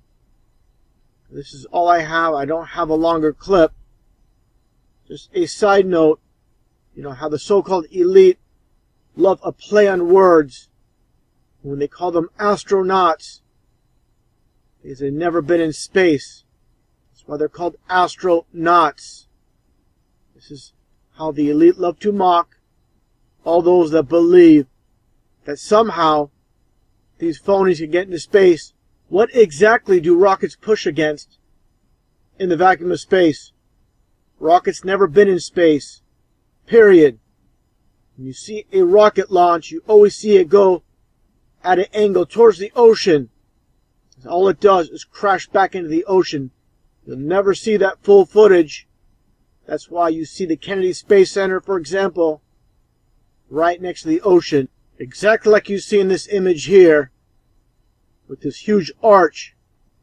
Again, nothing more than a rocket that launches and comes back down to Earth. And there are plenty of images of this on Google Images. You can take a look for yourself. I'm not going to show them all here. And someone asked, what about the shuttle landings? I saw it on TV. Very easy to explain. It's just like watching a movie where pieces are edited together. When it's time for the supposed return of the space shuttle from outer space, all they do is have a so-called space shuttle, which is nothing more than an airplane, come in for a landing, as shown on TV. And I'll demonstrate that again for the new viewers. And just for reference, for anybody that hasn't seen my previous videos exposing the space shuttles being nothing more than airplanes, let's first take a look at these supposed space shuttles. Look at these wings. You think these wings will help this supposedly 80-ton space shuttle come in for a glide landing with no engines? This thing would fall out of the sky like a rock. No way this is a space shuttle. Now, to confirm what NASA even states, this is the text from their website, a glider is a special kind of aircraft that has no engine. The space shuttle flies as a glider during re-entry and landing. During ascent, that's of course the initial flight, thrust is provided by 3 space shuttle main engines at the base of the orbiter and the 2 solid rocket boosters that are joined to the orange external fuel tank. Of course, orange for 33. The solids are jettisoned about 2 minutes into ascent, and the fuel tank is jettisoned as the shuttle enters Earth's orbit. So there are no propellants available to the SSMEs during descent. So make that clear. There's no propellants. Though the engines are still present, the shuttle returns as an unpowered glider. Now, before showing the footage, like I stated, this is no space shuttle. This is an airplane, and here is your jet engines. Now let's take a look at this footage with the supposed landing of the space shuttle. Again, nothing but an airplane coming in for a landing at Kennedy Space Center in Florida. I'm going to play this footage and break it down a bit. Then I'm going to play the footage again uninterrupted. I'll show again, this is nothing more than an airplane. I'm going to also mention here during the playing of the video, there's going to be a plane in the distance. And you're going to tell this is way too far to be the jet engines from that plane. It's clearly from the supposed space shuttle. Take a look and take a close listen.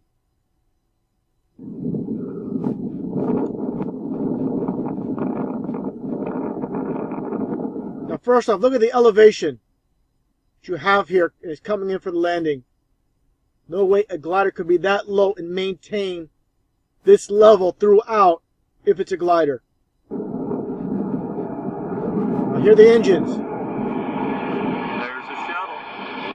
One thing I want to point out, here is a supposed chase plane, which is in the very far distance. Let's take a look and listen at the rest of the landing of this airplane. And also, again, if you think it's this plane in the back, the supposed chaser plane, you are completely deceived, completely deluded, stuck on the lie, and you can't get out of it. Take a look and listen.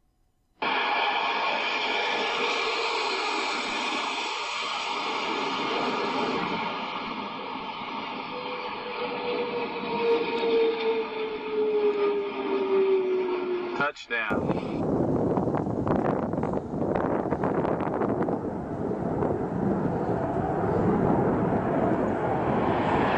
There's a shuttle.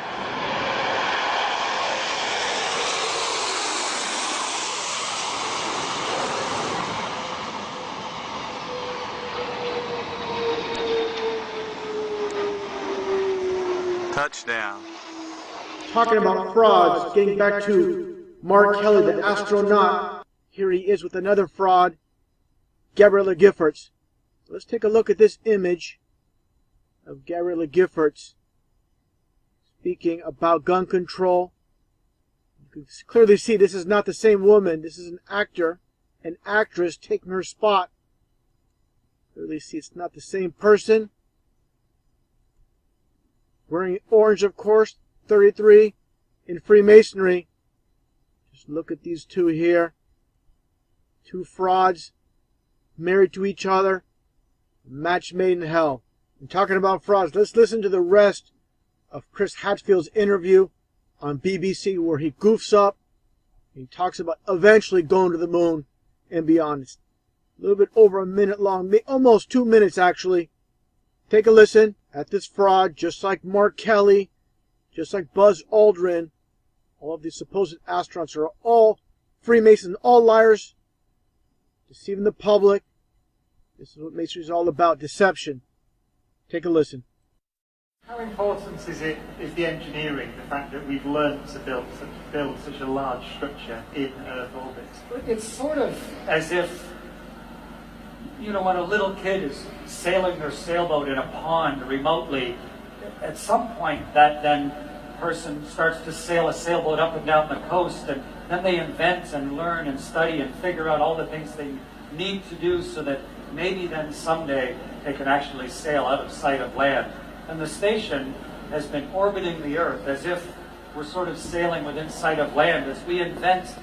I mean, what do you make the hull out of? How do you navigate? What food do you need? How do you make a toilet that'll work forever? How do you recycle water? How do you recycle the oxygen? It's the main crucible test bed where we've been trying to grind out all the lessons that will eventually let us go to the moon. It's the main crucible test bed where we've been trying to grind out all the lessons that will eventually let us go to the moon, that will eventually let us go to the moon, and even that will eventually let us go to the moon and even further away. Where we've been trying to grind out all the lessons that will eventually let us go to the moon. Main crucible test bed where we've been trying to grind out all the lessons that will eventually let us go to the moon and even eventually let us go to the moon. We've been trying to grind out all the lessons that will eventually let us go to the moon and where we've been trying to grind out all the lessons that will eventually let us go to the moon, eventually let us go to the moon. Astronauts to the moon. Astronauts to the moon. Astronauts to the moon.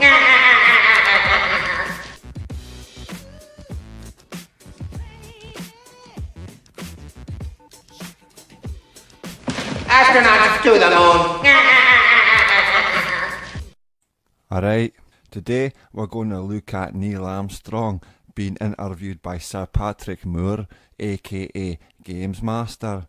And we're going to pose the question to Mr. Armstrong, did you really go to the moon? But first, let's have a quick gander at the Gadgie's first question, shall we? Mr. Armstrong, I do realise that when you were on the moon, you had very little time for gazing upwards. But could you tell us something about what the sky actually looks like from the moon? The sun, the earth, the stars, if any, and so on? The sky is a deep black when viewed from the moon, as it is when viewed from cislunar space, the space between the Earth and the moon. The Earth is the only visible object other than the sun that can be seen, although there have been some reports of seeing planets. I myself did not see planets from the surface, but I suspect they might be visible. The Earth is quite beautiful from space and from the moon. It looks quite small and quite remote, but it's very blue and covered with white lace and of the clouds, and the continents are clearly seen, although they have very little color from that distance. Aye, and remember, Mr. Armstrong has got to hear the right stuff to be able to go into outer space, and must have the physical and mental capabilities to win the Krypton factor twice over in one day. So when the Gadgie's descriptive words and experience is no better than the Russian space dogs, I go investigate. Aye, here comes the science bit. Right, in order to find out if Mr. Armstrong is telling the truth, we're going to use two methods of experimentation. First method, we're going to measure his physical reaction to the questions, in this instance, the Gadgie's eye movements. Take a look at this picture diagram. When a person is accessing real thoughts, sounds and emotions, that person will look to their left in an automatic response in retrieving that stored information. And so, when a person is looking to their right, that person is constructing or fabricating images and sounds, and at the same time trying to empathise with the lie, while constantly checking themselves for validity and continuity. They say the bigger the lie, the more the brain has to work to formulate the sequence. Therefore, this creates an automatic response in behaviour, which can be measured. Method 2 is a psychology method called linguistic text analysis, and has 4 key features. 1. Liars often reference themselves less when making deceptive statements. 2. Liars tend to involve others and disassociate themselves. 3. Liars explain things in the most simple terms. 4.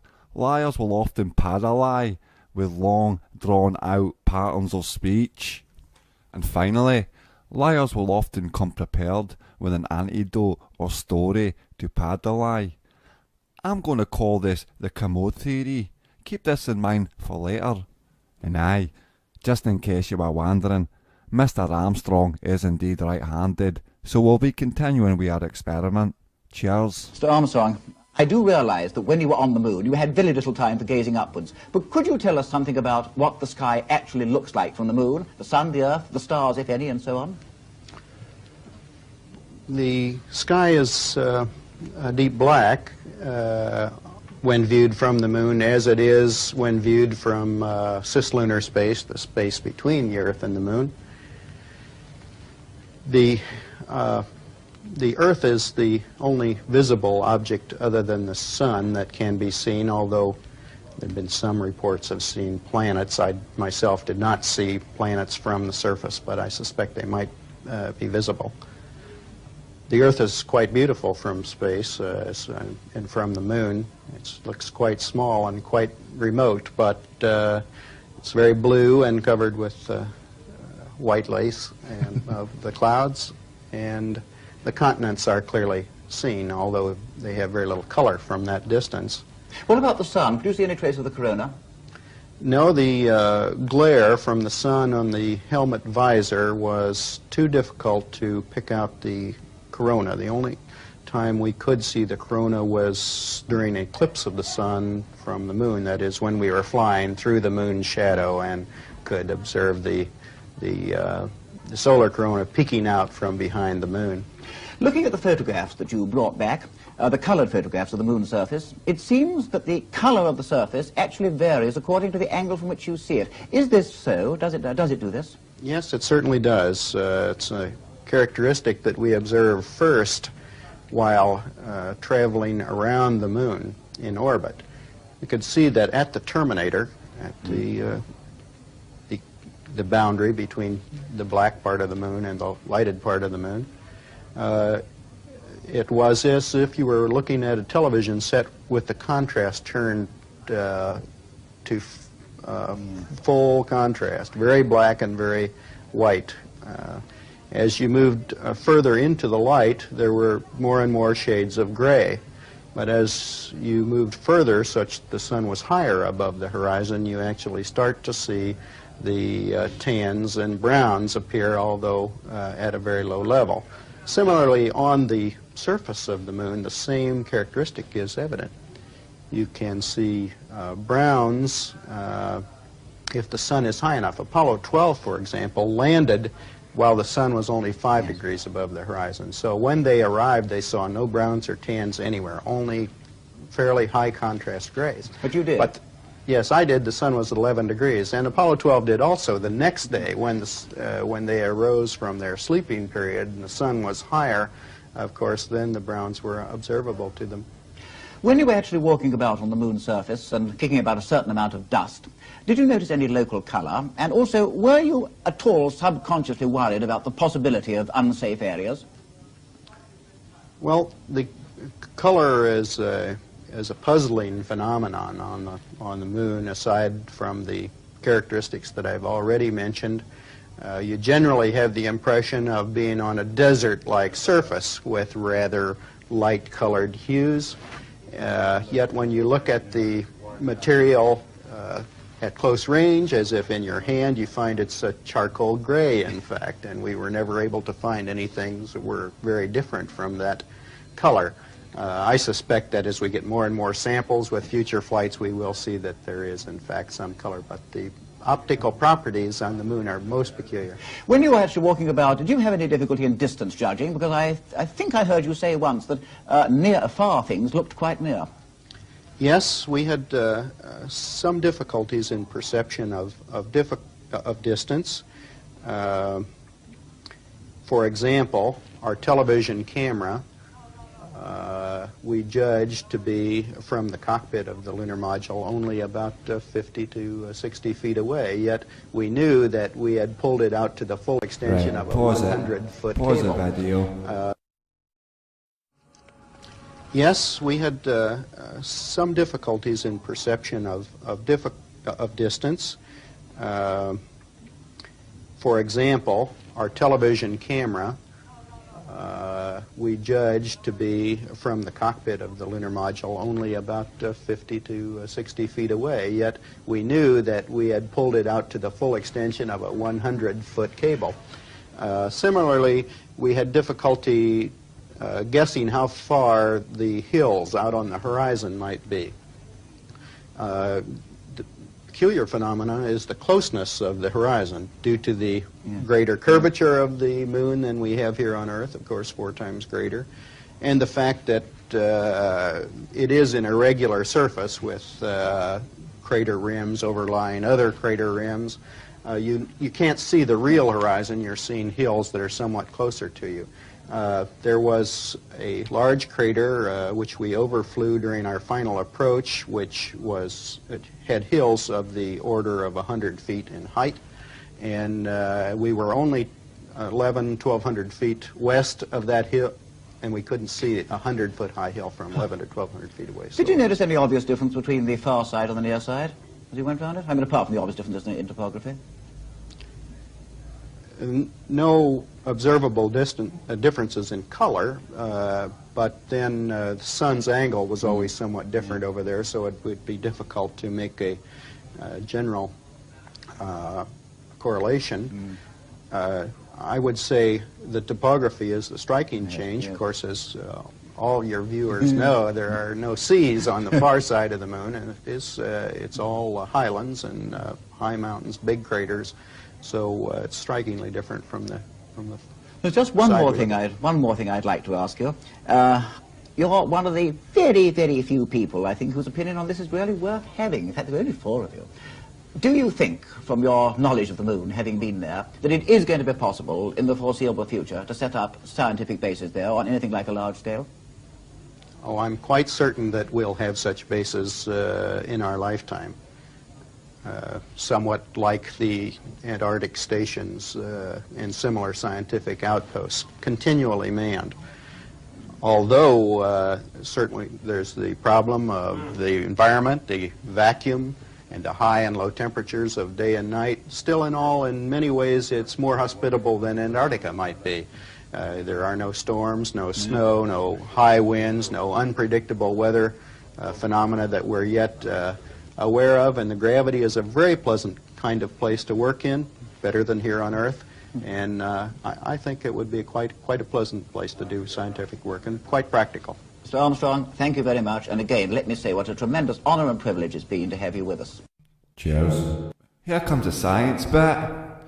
Right, Mr. Armstrong failed on every aspect of his eye exam, and it's worth noting that not even once did I record Mr. Armstrong retrieving real stalled information, and secondly, showed classic linguistic responses associated if someone was lying, which draws me to the conclusion that Mr. Armstrong didn't go to the moon and, believe it or not, lied.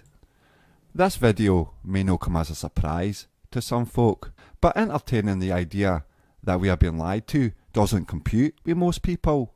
And it would be at this point I'd encourage you to go research on this topic.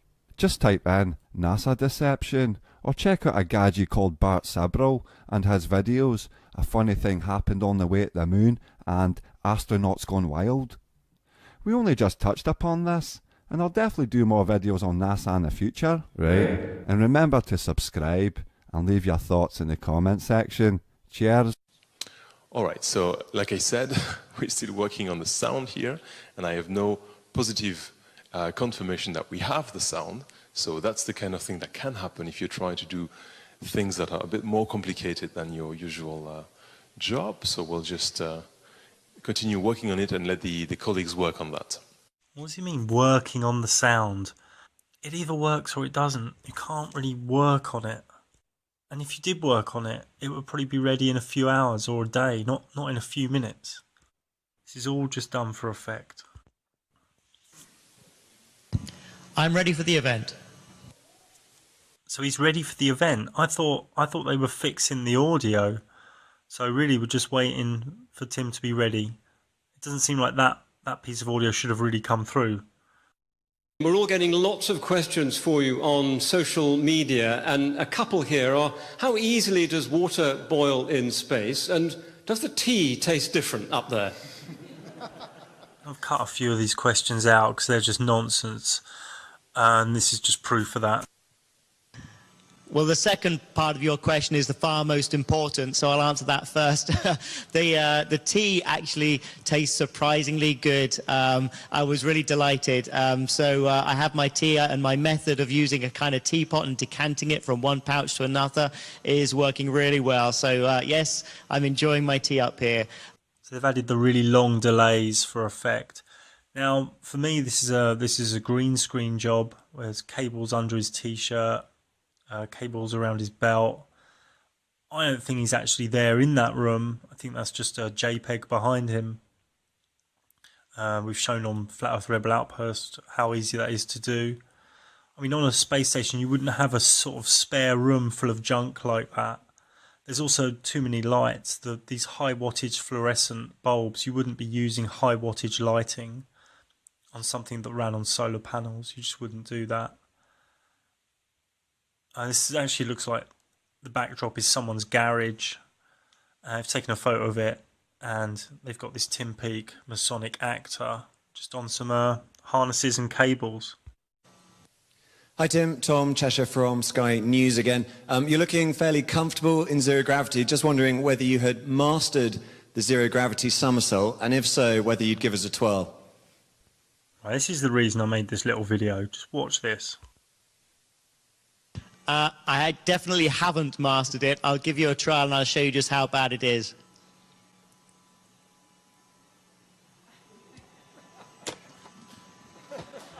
That was great. Practice makes perfect. Give me another week. Let's see that again, slow motion.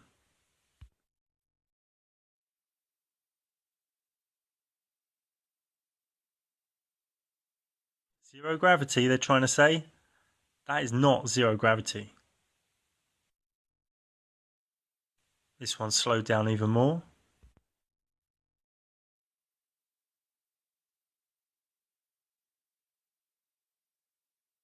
Hi Tim, it's Rob Oliver from BFBS and Forces TV again. Armed Forces TV.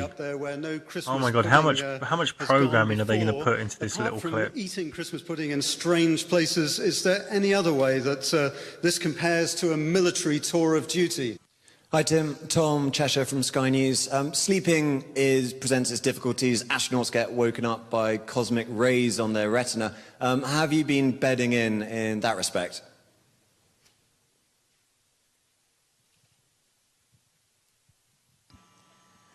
I think I've been fairly fortunate. I'm enjoying sleeping. I haven't actually tied my sleeping bag down at all. I actually quite enjoy just floating around the crew quarter. You're not going to go anywhere. It's very small. So you might occasionally bounce off a wall, but it's a very gentle nudge. Every time he turned over in his sleep or moved a little bit, as we all do, he would start moving around in zero G.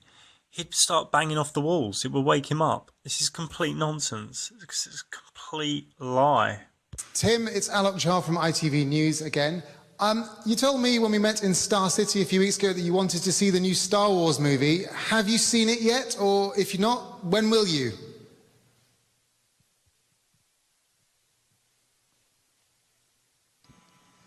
No, we haven't seen it yet. We're very excited about the Star Wars movie. I think we're all fans up here, and I believe that on the 21st we may get to see that up here on the space station. So a little bit later than everybody else, but hey, what a spectacular place to watch Star Wars.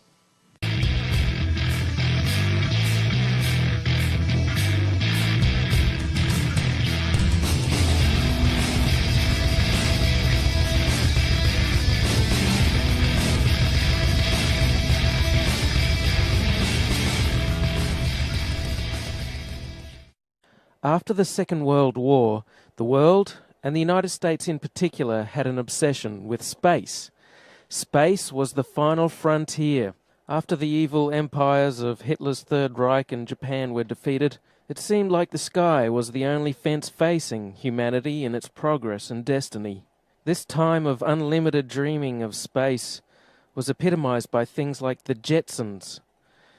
We were going to have hamburger bars in space. We were going to be flying off to all parts of the solar system. There were going to be hotels in space. We were going to have holidays on the moon and moonbake. German physicist Werner von Braun promised that we would have orbiting space stations. And this seemed to all be coming together during the Apollo moon landings between 1969 and 1972. The potential for space exploration seemed unlimited. It also brought great peril, with the Soviet satellite Sputnik being launched in 1957. Americans feared that the Soviets could launch nuclear weapons into their homeland. President Eisenhower was fully aware of the US Army's experiments on rockets that went into high altitude and into orbit, and that they were completely unsuccessful and came back a charred mess. But to the public, Sputnik seemed like a real threat. Eisenhower correctly assessed it as just being a tin can with a radio transmitter, but the US public saw this as the dawning of a new and frightening space age, where the Soviets could easily launch their deadly nuclear weapons from the center of Russia to the center of America. This documentary tries to show that Eisenhower was correct in his assessment. Sputnik was no trouble at all, and intercontinental ballistic missiles never came to be due to unsolved problems of re-entry. A senator from Massachusetts, John Kennedy, portrayed Eisenhower as being an old fuddy-duddy who was behind the times and asleep at the wheel, even though this was a completely unfair assessment. The only missile gap was in the minds of the American public with respect to what ICBM technology could really achieve. Supposedly, the Soviets had working intercontinental ballistic missiles with atomic warheads by the Cuban Missile Crisis of 1962. Well then, why did that crisis happen at all? Why should President Kennedy care where Khrushchev deployed his nuclear missiles, whether it was just off the coast in Cuba or launched by supposed space-going intercontinental ballistic missiles from the center of the Soviet Union? It's because true space-going ICBMs aren't possible. And this documentary explains why, and why the Cuban Missile Crisis was a threat. It's because only short-range nuclear missiles are possible. That's why putting them with such close proximity in Cuba was considered a danger by President Kennedy. Things seem to finally be coming together with the moon landing. We were there on the surface of another planet. You could see it on TV. Well, first it was projected onto a silver screen, and then the TV cameras were allowed to film off the silver screen, because obviously you wouldn't want the real footage. I mean, if you want to go back and look at the real footage of the initial moon landing, you can't, because it's been taped over by NASA, and no one was fired, no one was punished. Of course, they want to get rid of the evidence. Now, at this stage, a band of Apollo faithful will be howling in protest, "We did go to the moon." Then why did nothing come of it? Why have we not been back in 40 years? The Apollo faithful will say, "Oh, it's budget priorities, we've been there, we've done that, it's not economical to mine on the moon." That just doesn't hold water. That's a load of rubbish. We haven't been back to the moon because we never went there in the first place. In the year 1994, I read a book by Ralph Renee which suggested just such a thing, that the entire moon landing had been a hoax. This is the reason why we don't have a moon base now, why we aren't mining on the moon.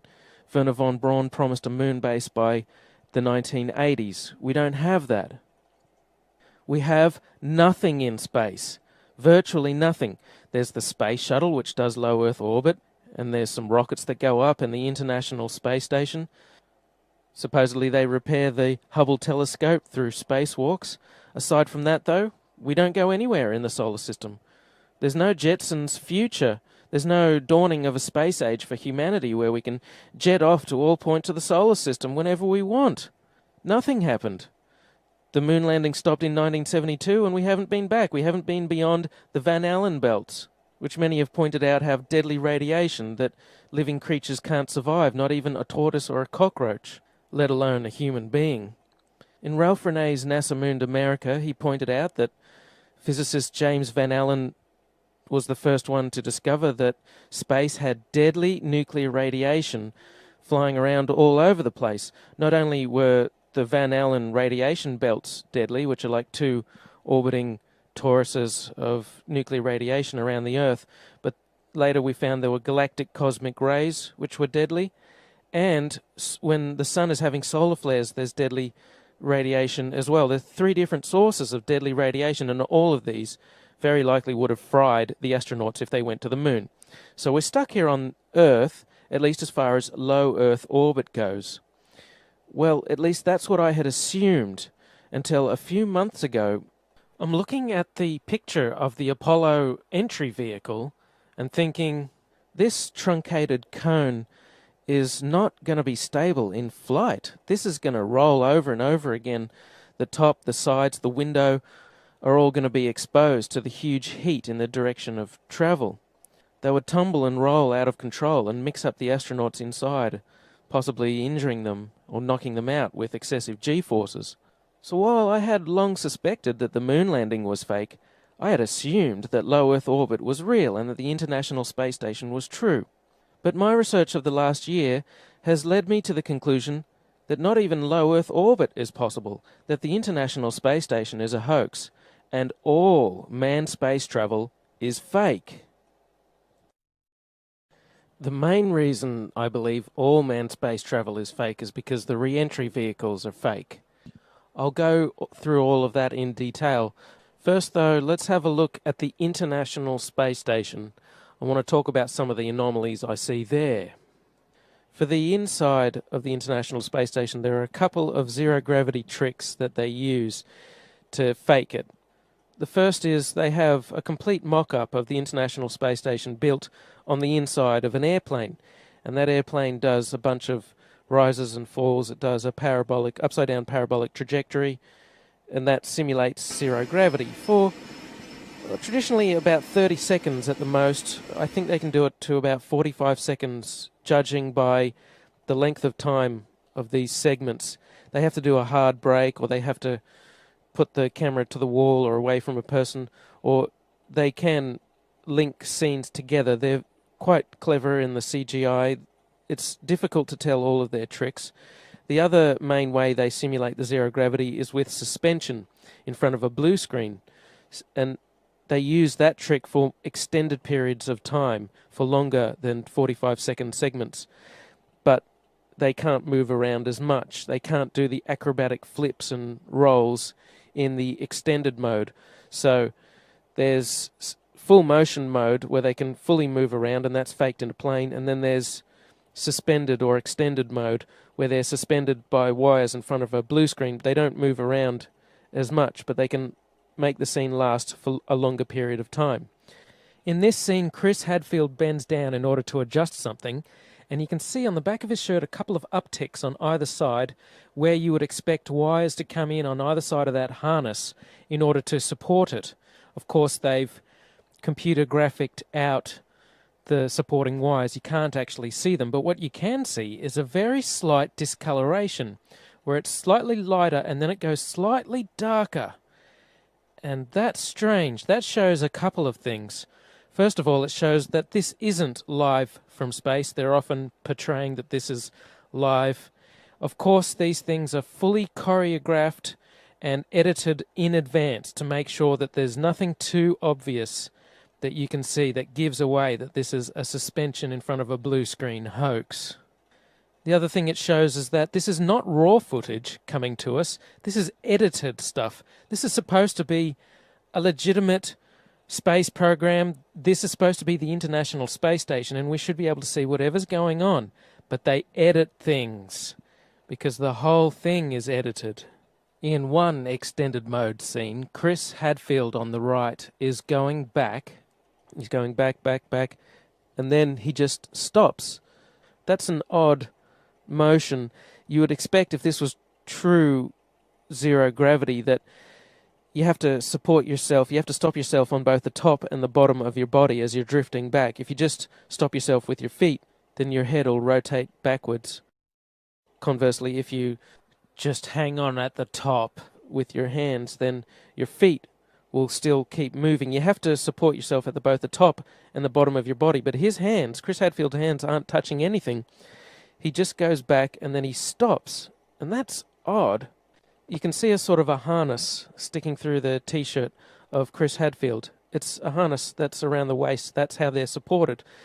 Also notice that Chris Hadfield has the habit of bringing his knees up.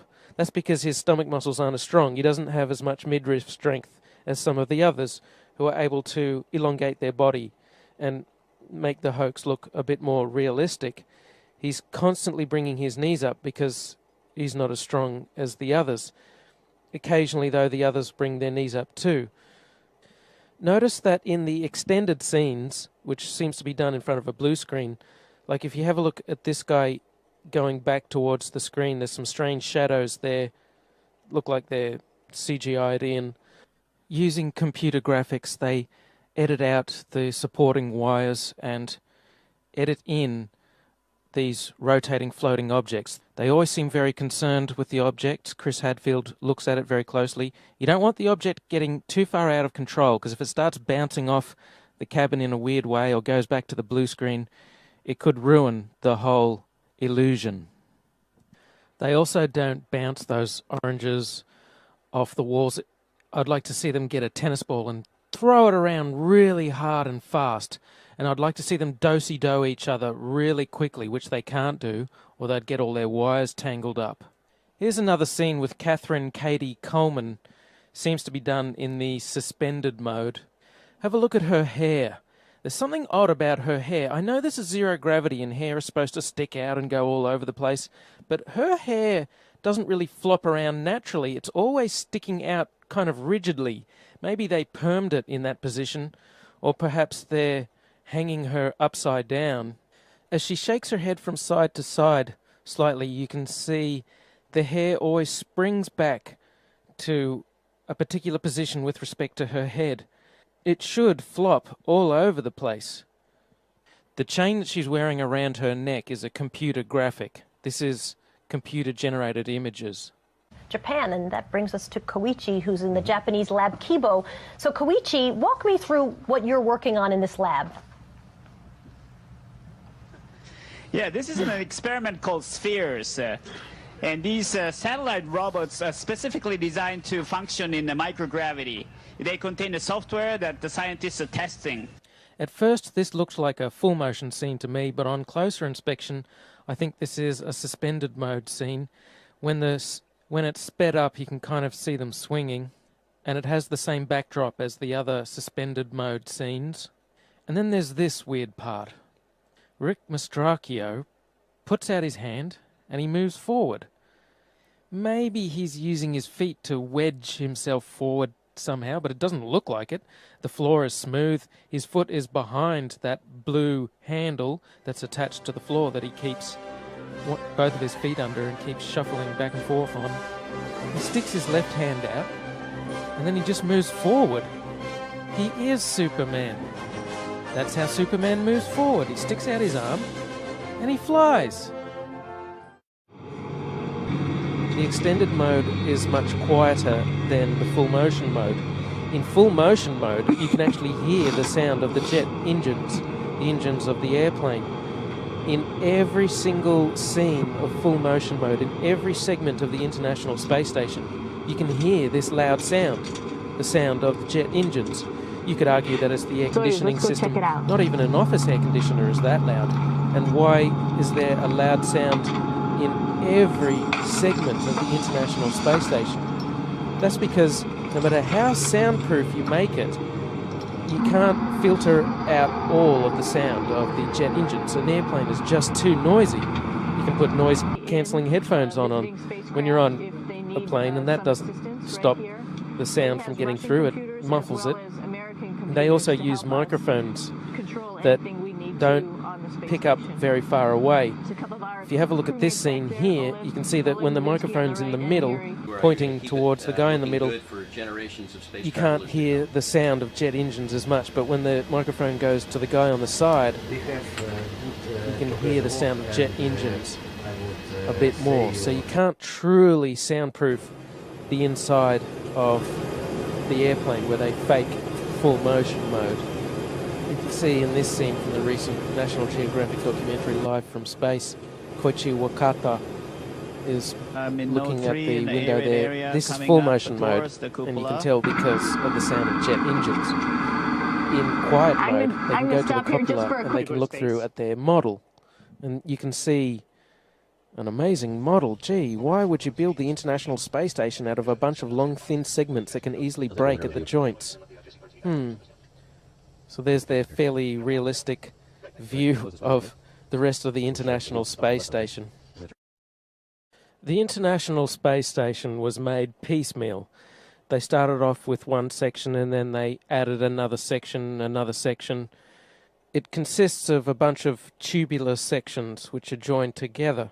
It's an ad hoc design. Here are a few scenes from the tour of the International Space Station that they take you on. And I noticed that there's no airlock between sections. This means if there's an air leak in one section, they will be affected in all sections. They're quite likely to all die.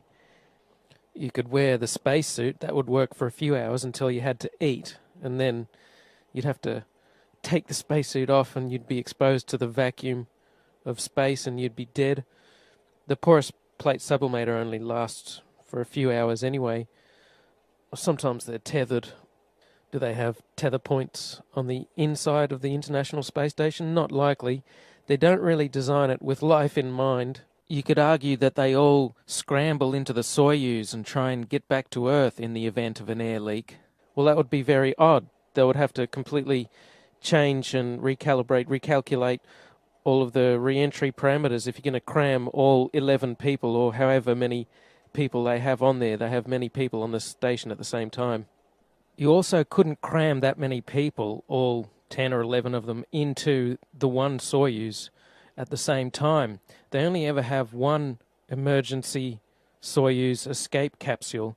You couldn't cram them all in. It's very odd that they're up there in this life-threatening situation where an air leak could happen at any time and they could all die, and there's not even enough lifeboats for them to make it back to Earth. Having no airlock in between sections is very odd. The more sections they add to the International Space Station, the more dangerous it becomes, and yet they don't care. They just add as many as they like. Yippity-doo-dah, yoo-hoo! Let's all die in space. It will be just like that Sandra Bullock movie, Gravity, only the dying will be real. Lots of things could go wrong. They're on the edge of death every second, yet they act like giddy children with gay abandon. Another curious thing is, take this piece of exercise equipment. They've deliberately detached it from the wall so that it's not directly attached to the side of the International Space Station, so that when they exercise, when they do their movements, the movements don't translate to the station and don't move the station around. That's a wonderful concept. I like that idea. You wouldn't want the station to be moving around a lot. The problem is, this piece of equipment is the only thing that they isolate from the International Space Station. Every other movement is translated to the station. They don't care. They don't bother to isolate the station from the people moving around inside. They grab these blue handles, which are all over the station. They often have to stabilize themselves on these blue handles. There seems to be so much motion in the International Space Station. If you take Chris Hadfield, he's moving through the station at breakneck speed, and then he stops himself on the wall. That motion is going to be translated to the station. The station is very big, it weighs many tons, but in space there's really nothing to stop these motions from moving the position or the orientation of the space station. The International Space Station uses several large gyroscopes for attitude control to maintain its proper orientation and so on. And there's a reaction control system consisting of rockets as backup, supposedly. We can only presume that the rocket-based reaction control system isn't employed very often, as they don't talk about it, given that there are so many people inside moving around, moving gear around all the time. And every time the solar panels were moved, every time the Soyuz docked with it, there would be motions impinging on the station, and this would move the station. So what you'd need is a system of rockets on the outside burning fuel in order to stop the International Space Station from misaligning, from moving out of place. When it comes to satellites and things in orbit, you don't want them moving around a lot. The International Space Station changes in altitude somewhat, supposedly. It goes up and down. They supposedly bring up 3 tons of water every year.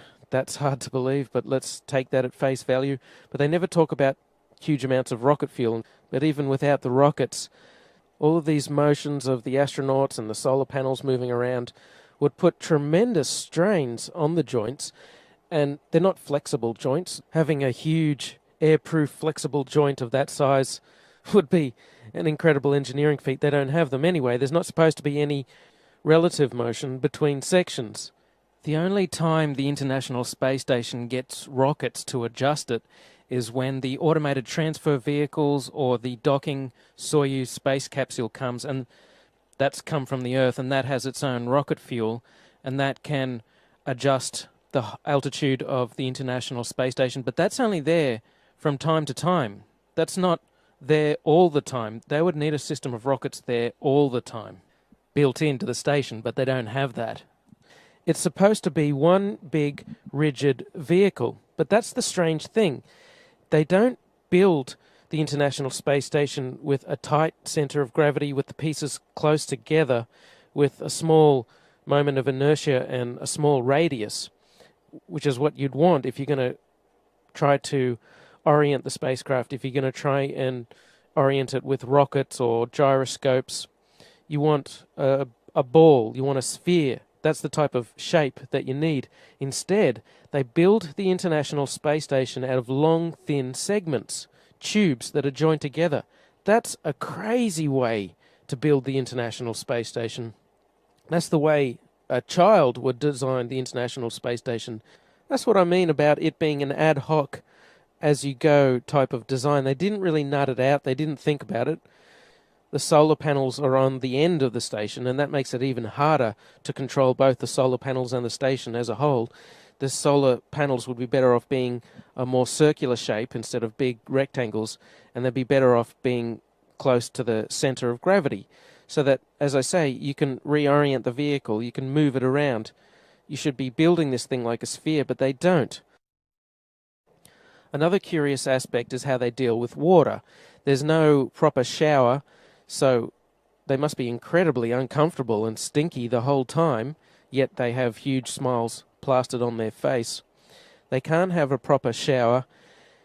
Nevertheless, they must use some water in order to clean themselves, in order to clean their hair. What do they do with this water? Supposedly they have suction for when they urinate, but aside from that, there are no special vacuum sinks. In other words, there's water floating around all over the International Space Station. Now, none of the surfaces are waterproof. It's just expected that you keep the water confined to one area of the International Space Station, away from the delicate electronic equipment and so on. And what do you do with this water, especially dirty water? Because that's what water does. It absorbs dirt and particles. They would accumulate so much filthy water. The mantra, of course, is recycling. They're supposed to recycle everything. Wow, they have some amazing recycling technologies on the International Space Station that they can't demonstrate anywhere else. I mean, it's a super water recycler that's compact enough to fit inside the International Space Station. Imagine how much maintenance such a system would require. You'd have to bring up so many filters and chemicals, and things would be breaking down, and you'd have to repair it, but you don't have the tools to do it. So there's another curious, strange aspect of the International Space Station, which endangers their lives and could kill them. But they don't care. They always have huge smiles on their face, like they're having a really good time, even though they could die at any second. Another curious aspect is that humans emit dust with time. Their skin dies and drops off. That's what makes for most dust inside a person's house. There'd be so much dust building up on the International Space Station, and yet you never see them go around with a dust buster, with a small vacuum cleaner sucking things up. What do they do with the dust? Well, supposedly there's a trash disposal thing in the form of a re-entry vehicle, which strangely burns up on re-entry, even though the ones with humans inside supposedly survive re-entry. That's a very curious contradiction, but they have a trash disposal capsule that they put their trash into, but they never talk about the dust. They never talk about the solid waste from the supposed space-age sewage system that they have. That's another strange thing, is supposedly they have a sewage system. I don't know how they cram it into the International Space Station. Perhaps it's in the walls of the station, but they never talk about the smell. It'd be impossible to avoid the smell of a sewage system in the walls of the International Space Station, because they're trapped inside this tin can. It's completely sealed from the vacuum of space. You could have any number of super filters and try and get rid of the smell. It wouldn't work. They never talk about bringing bacteria up in order to replenish the bacteria that's in the sewage system. They never talk about bringing all of the extra oxygen up that you'd need to let the bacteria process the sewage. In fact, what they must do is simply store their feces in the cupboard. They would have to put on a pair of plastic gloves and grab their feces and put it in the closet. There's no sewage system on there. They can pretend that there's a sewage system. There's no sewage system. So in other words, they're living with their own feces, and the smell must be incredible.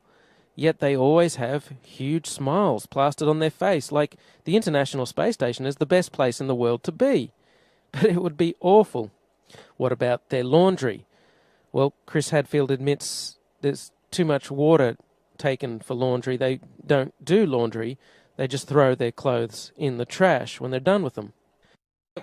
Laundry piles up. Is there a way to clean clothes in space? No, it takes a lot of water, of course. A washing machine and a dryer, we don't have anything like that. So we just wear our clothes till they wear out, and then you throw them in the trash, and the trash is like a little unmanned resupply ship. And when it gets full of trash, then we close the hatch, and it undocks and backs away and falls down into the atmosphere. So your dirty laundry actually gets incinerated in the atmosphere. And so, wait a minute, you guys on the space station are throwing your underwear out, your dirty underwear out the window, and it's raining down on us? So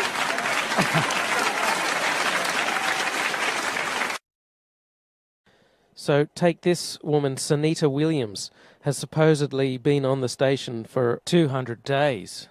She's never had a proper shower in that time. She's never laundered her clothes. She just wears her clothes for, I don't know, a couple of weeks, a month, and then throws them out. In other words, she stinks. She's horrible. She's clammy. She's disgusting. Living on the International Space Station, you might be 6 months without a real shower. Essentially, you have a sponge bath is what you do every day. And yeah, you do get pretty sweaty because you're working out. But surprisingly enough, when the shuttle crew came to pick me up, was one of my first questions, do I smell? And they said I didn't smell, and they said my hair didn't look greasy, so I was pretty happy with that. Every part of her body must be covered in bacteria and festering pustules. It's the living dead on the International Space Station. Ooh, come here, my precious. And yet they all act like they're so happy to be on the International Space Station. It seems mandatory to smile if you're on the International Space Station. I guess when you're doing a hoax, you have to have a big smile plastered on your face, because that's what distracts people. Now check this video out. The whole video is about a minute long. I said 45 seconds before was the maximum for full motion mode. It may be more like a minute that they can do this full motion zero gravity mode, because then the airplane finishes its parabolic trajectory. It has to dip down for a short period of time. There's double the gravity. Anyway, have a look at the end of this, and there's a strange motion to the center. Take a look at the way it moves.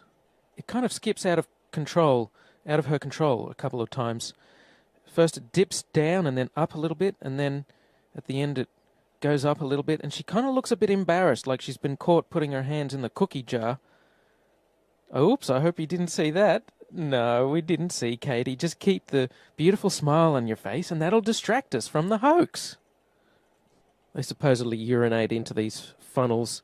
How do they keep it clean? How do they stop it from being encrusted with dried urine?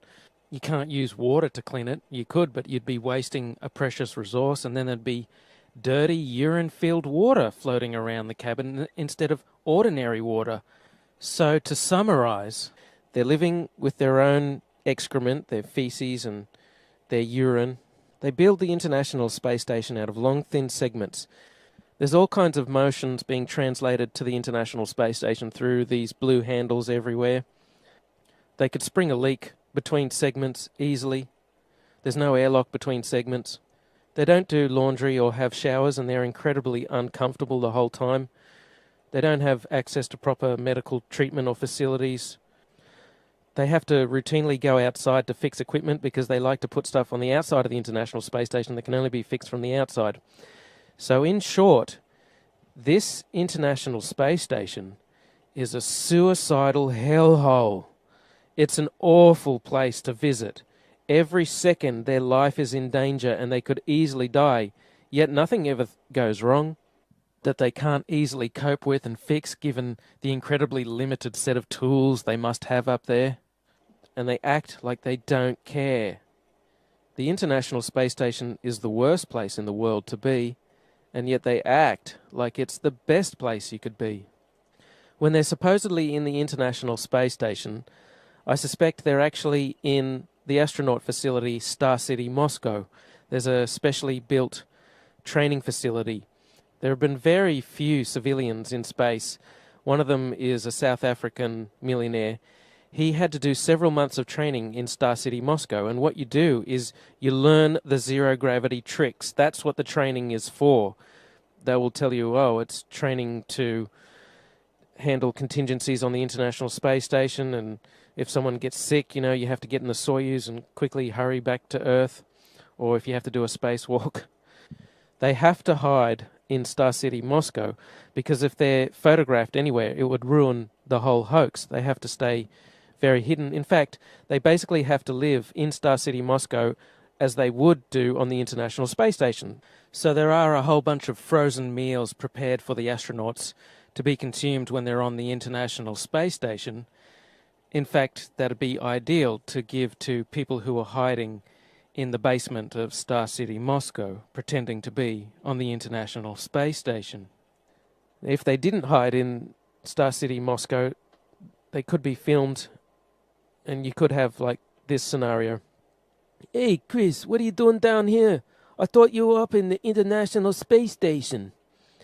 Oh, yeah, I'm just catching some hockey. I'm down here on a weekend pass, eh? What the hell are you talking about, weekend pass? You got a glass elevator going up there? What is this, Charlie and the glass elevator? You wouldn't want to catch Chris Hadfield when he's in Star City, Moscow, so they stay hidden there. One of them, as I mentioned, Sunita Williams, spent a whole year, supposedly, in the International Space Station. She's such a tragic. That means she would have spent a whole year hiding in Star City, Moscow. One rather laughable claim I hear is that the International Space Station can't be a hoax because I can see it from my house. Well, can you see people inside it from your house? No. There is clearly something up there orbiting.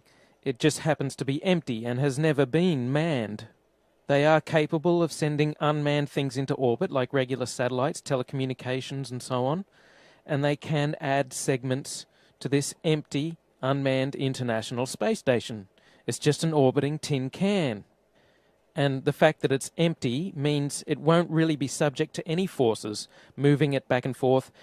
And all the considerations I mentioned with people like Chris Hadfield going through the station at breakneck speed aren't a problem. So it's very possible to have an empty orbiting tin can, which is what the International Space Station is. And they have some cameras mounted up there as well to do some of the shots supposedly looking down from it.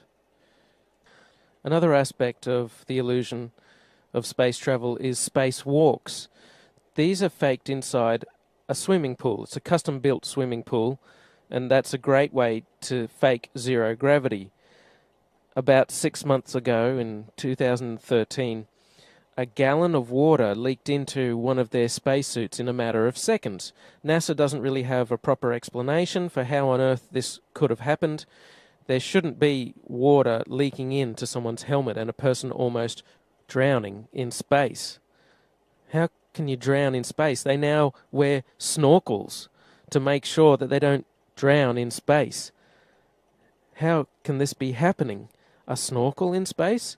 There could be some water in the porous plate sublimator. When they were on the moon, they supposedly had about a gallon of water, but that cooling system is supposed to be well away from their head. There really is no sane explanation for why a gallon of water would leak into someone's spacesuit, unless you realize the whole thing is faked inside a swimming pool. In this scene, you can see the Chinese spacewalk, and you can see a bubble coming up from the guy's suit. How do you have a bubble in space? Space is supposed to be a vacuum, not a swimming pool. But it's obviously just a swimming pool filled with water. Obviously, there would be some equipment that they could only fix from the outside, but a lot of these spacewalks, it seems like equipment they easily could have configured to be accessible from the inside of the International Space Station.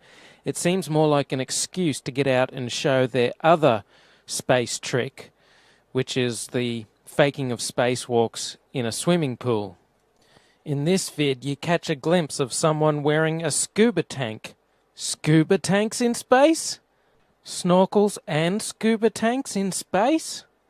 They act like a spacewalk is just a walk in the park, like there's very little danger involved at all. They're looking through the spacesuits. Oh, here's a spacesuit. We're going to go for a spacewalk. As if there's no danger at all. Like they don't care. They don't care. They don't act like they're in a life-threatening situation, like they could die at any second, even though they can. So you would think to preserve their life, they would want to minimize the amount of spacewalking that they did. But there seems to be an abundance of equipment on the outside of the International Space Station that constantly requires repairing, which makes for a good TV spectacle and is inspired by movies like Sandra Bullock's Gravity. And after Gravity came out, they of course had to do another spacewalk to fix some emergency, some piece of equipment that their lives depend on that amazingly they can fix every time. But you know what? Thanks to the genius of the engineers at NASA, they employ snorkels in space now, so that should stop them from drowning.